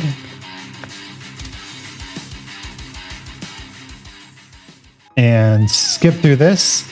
There's the cooking competition, the horrible squid that kills student and doesn't kill Pop for some reason. All right.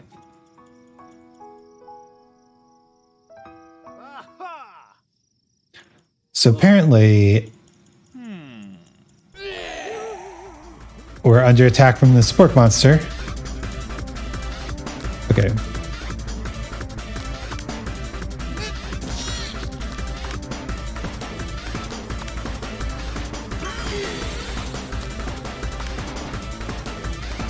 Let's try buff up.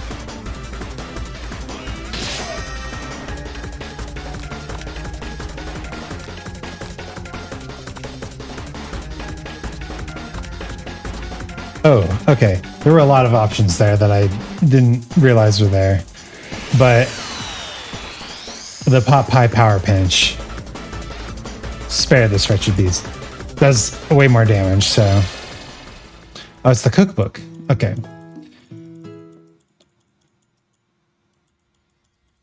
All right. Everyone flies by on chicken. Okay. So apparently, we are supposed to run up to him at this next choice as Colonel Sanders approaches on a horse. Okay, blah, blah, blah, blah, blah. We make up a fake ingredient here because the ingredients are secrets. And here's Colonel Sanders on a horse. Run up to him. You decide that the best way to show Miriam how serious you and Colonel Sanders are would be to run to him. Surely he'll sweep you onto the back of his stallion, and you'll ride away together.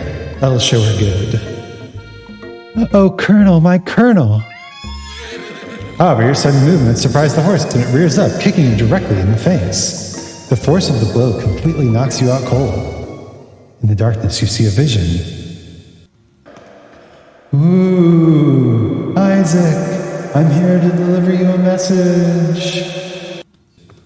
Not this guy. It is important that you remember this exactly as I say it.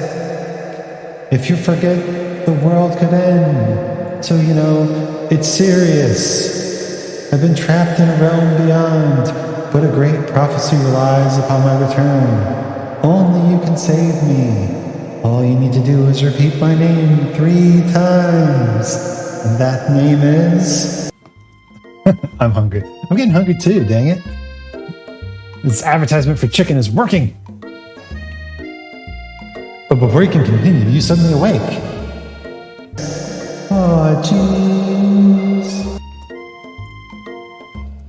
You awake to find Colonel Sanders tending to you. He roused you back to life with a touch of secret spices. Or is that just his natural seasoned musk? Oh, what do we do? What do we do? This ain't that kind of game. This ain't that kind of game. Yeah, we can't lean into the kiss. Maybe he shouldn't be riding a horse to school. Maybe you shouldn't be here running up to animals you don't know. It's hard to say who was in the wrong here. But one thing is for sure, that Colonel Sanders is pretty dreamy. That horse, its beautiful shoes. I could really feel how smooth and sturdy they were when they were pressing into my face. That's nice to hear. No one truly appreciates good craftsmanship anymore. And with that, Colonel Sanders disappears into the school, leaving you and Miriam to follow. All right, we've got some more stuff that we've seen before. Yep, they're working on the thing. Act like you're not interested.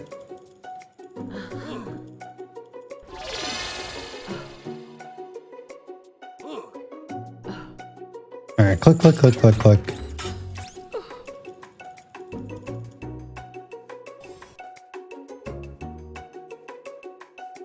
Oh, wait a minute.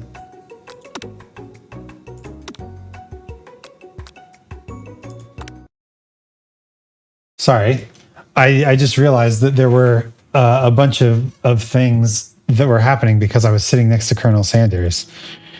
Okay. Sorry about that. Gotta go through this again. I do want to see what happens in this game. Completionist. Make up a fake ingredient, please.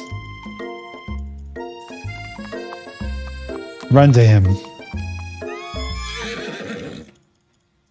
We get a visit from the ghost boy. All we need to do is say his name 3 times. Compliment the craftsmanship. All right. Act like I'm not interested. There's the book.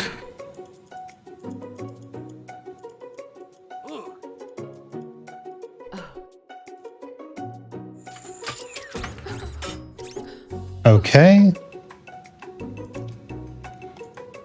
We saw this.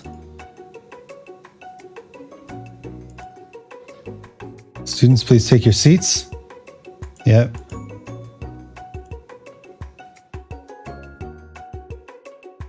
Oh, yeah, this is new. This is new. Okay. All right. Sprinkles stops in his tracks and sniffs the air around you.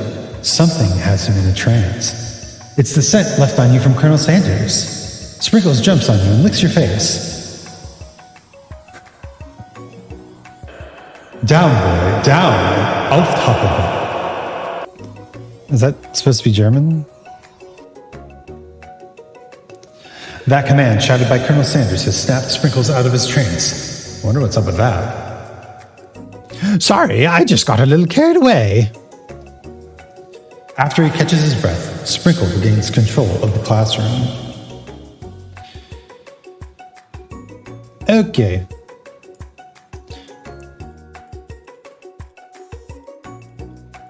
So apparently, there is no wrong answer here. And you could get an extra choice by choosing the dog treat, but we're going to choose a glass of water because I love water. I will take a sip of water right now. I'm metagaming this one. Metagame. You grab the glass of water and gulp it down. It's cool and crisp, like the purest snow melted by mountain spring. Hey, that was mine. It was from my favorite toilets. You owe me $6. And you've got excellent taste. You think to yourself, geez, I should pay better attention. All right. Okay. All right. We're doing the battle again. It's on. Okay. Now we've got to do this with the timer, but I already got all the answers right, so 11 spices, of course. Water. Gratitude. I'm from a small town where big dreams are born. The sound of silence. Oh. Colonel Sanders. Colonel Sanders. Oh no. So we hurt our hand in the stand mixer. Don't put your hand in a stand mixer. Internalize my rage. All right.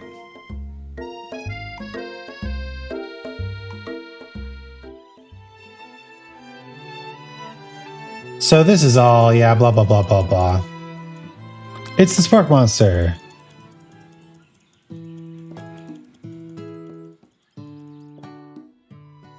Yep, and then we go to Colonel Sanders' home. We reveal our coleslaw.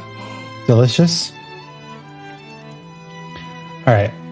And we only have to click on the scented candle because that gives us a secret ingredient. And then we have to click on a couple other things to get to the door. Yep. Fess up and tell the truth. Of course. It's important to tell the truth in relationships. That's an actually good...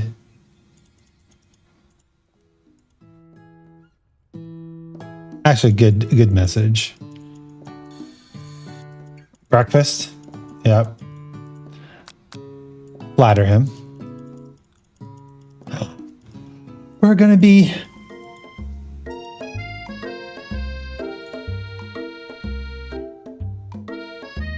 So she goes on a date, but we chose Pop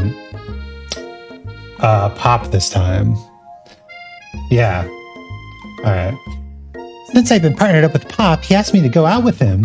Of course, I told him, you better harness those wild horses, young man. I'm not that kind of girl. But he was just interested in spending some one time together and getting to know me. So I said, yeah, sure, I can get to know the little guy. Long story short, he took me to his favorite shush house, but things quickly spiraled out of control. Did she just say shush house as if that's a thing people just say? What is that even referring to?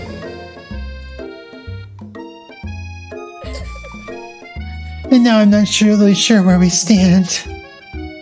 Okay. We saw this. We saw this.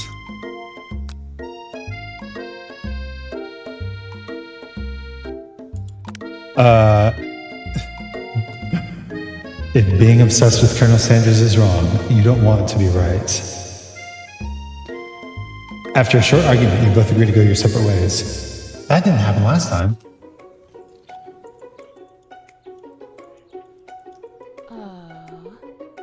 Maybe it happened because we didn't sit with her. Right? Oh wow. This game's got some actual like things happening.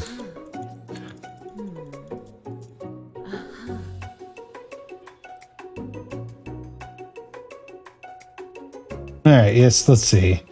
Of course, we're not going to forget about our lovely Colonel Sanders. Don't do it after all.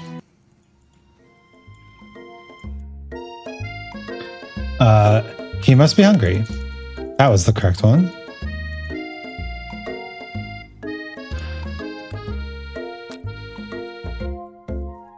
Okay, and we're back into the love drama. I told you to save it for after class. But I miss you. We went on one date, Pop, and how can you miss me when I'm right here? Pop's voice quivers as he pleads his case to Miriam. Every time I blink, you go away again. That's a really cute thing to say. Miriam, what happened between you and Pop? I got her in trouble and now she's mad at me.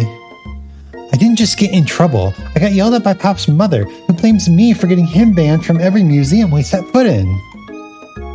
What happened in between this morning and... Oh, that's what you mean by shush house. Pop, we went on one date. We're over. And it meant so much to me that I made this for you. Wow. Too hurt to go on arguing, Pop leaves his creation behind and runs out of the room. Well, I guess Clank did do a deep fried shoe, so...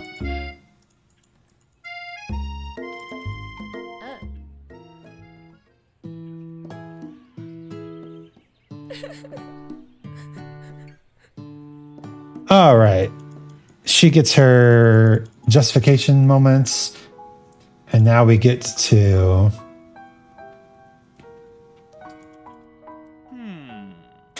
Fess up about our practice dish.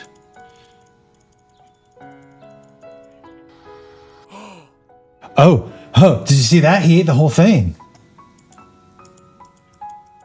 Oh, wow. How is this the actually like... How is this actually like a good game? Different CGs. Do it the hard way.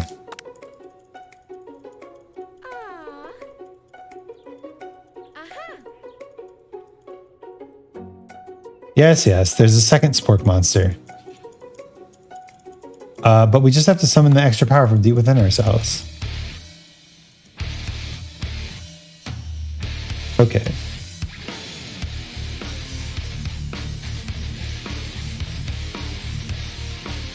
All of this is the same.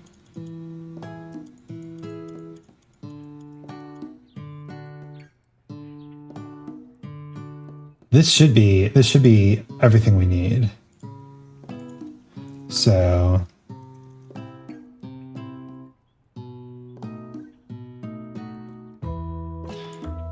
from here on out, we should be okay, at least until we get to the dance. I mean, the outcome of the competition is totally going to be the same. My brand.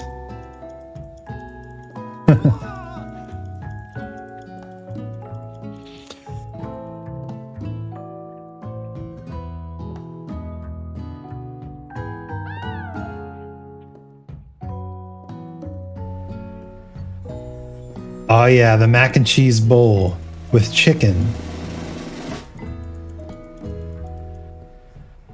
Okay.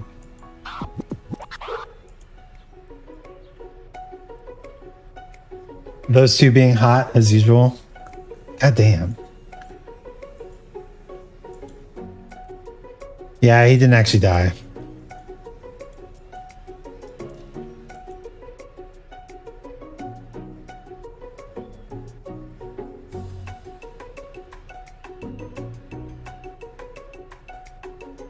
Yep.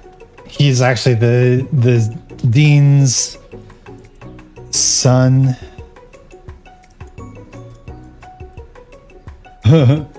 Miriam, will you be my lady queen? What an incredible turn of events. An offer to join the royal family.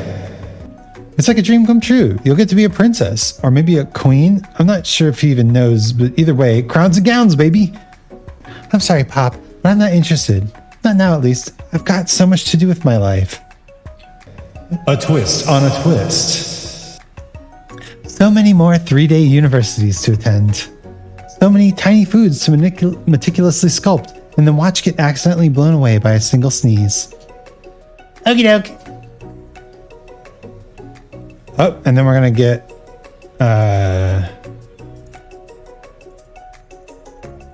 Yep, Clank's revelation.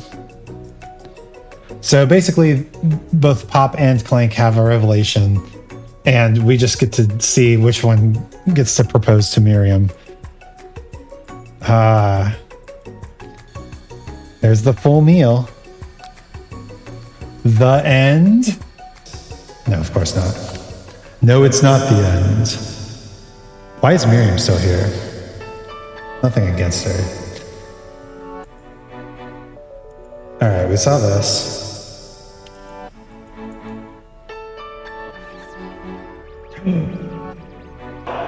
May I have this do-si-do? Colonel Sanders extends his hand to you, and you feel a surge of energy jump off the tips of his fingers. His hand, the hand of a master chef, so dedicated to the craft of fine cookery, so tender, yet refined, so milky smooth, fingers like finely battered drumsticks, turned in flour, soaked in buttermilk, and dusted with exotic spices. They do not reach for tongs, a knife, or even a spork. Tonight they reach for you. And though our feet may tire of dancing, I believe this is just the beginning of our steps together.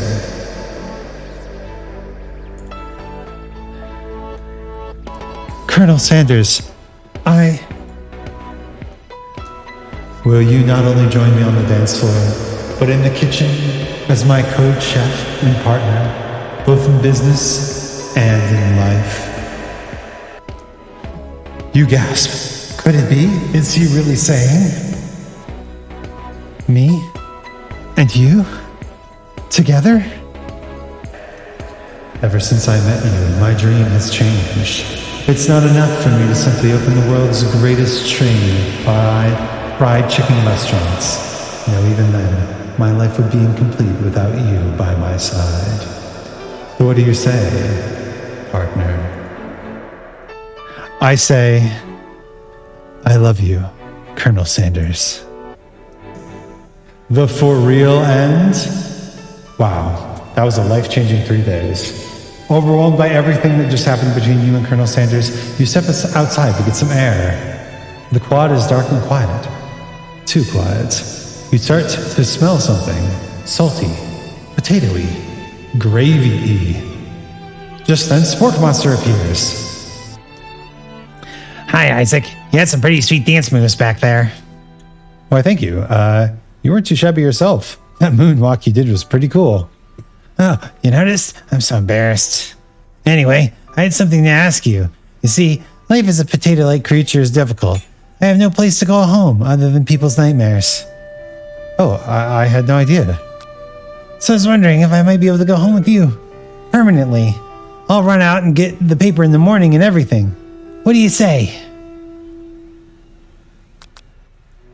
Might as well. My hero. I will forever be in your debt. The end. Seriously though, it really is this time. Yeah. And we've seen the cinematic. But that doesn't mean we can't watch it again.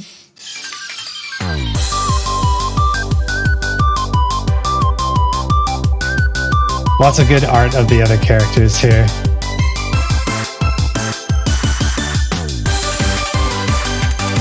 Ridiculous.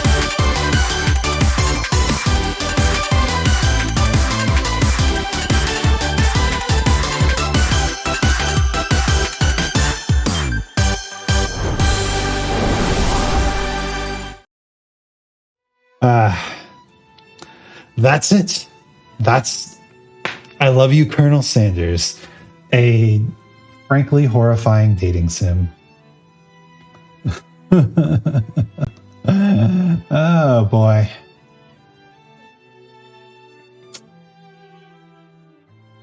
Well, I really don't know what to do at this point. But I think that this is a good place to end the stream. My mind has been blown, and I am hungry, but not really for chicken, honestly.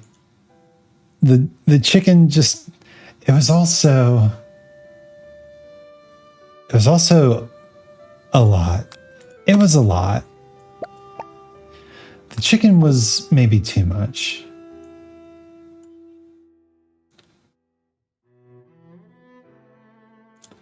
I'm not a big fried food person anyway. I mean, I do like fried food on occasion, but it's not really my go-to. But also, I got to try out all these cool microphone effects. I hope they went well. I'll have to do a listen to my own stream to see how they sounded. But for now, let's go find someone to raid, shall we? Lots of people playing Pokemon today. That's weird.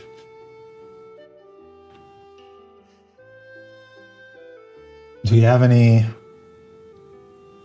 Oh.